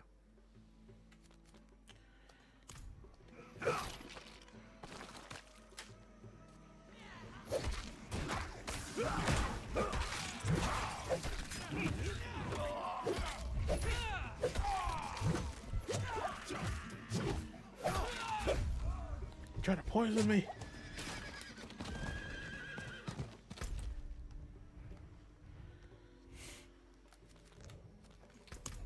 Okay.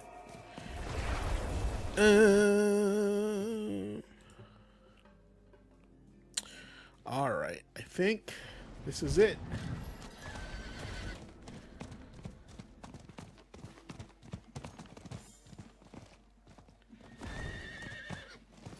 Interesting. I gotta climb up here.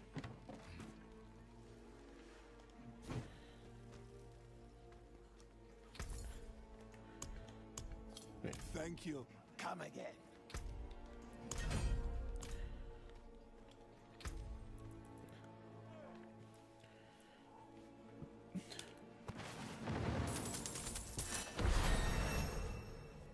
Cool.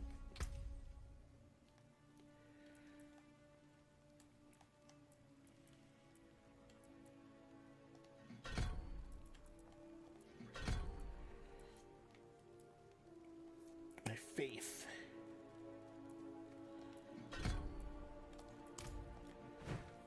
Cool. All right.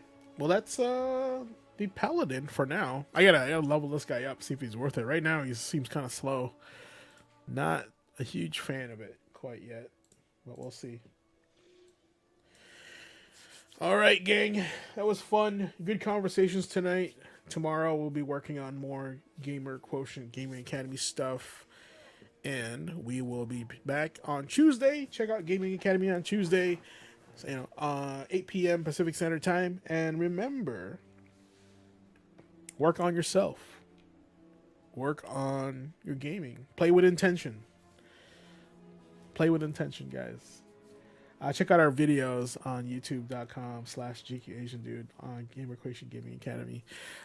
Shout out to anybody on the faculty you see. Blazing Ace Nelson, Oliver Campbell, and Nick, the Tragically Elite. So, yeah, other than that, have a good night, guys, and we'll see you on the internet.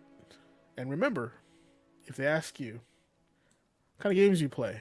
You say, hey, I play with intention. And you ask them, what's your gamer quotient? Y'all have a good night. Peace.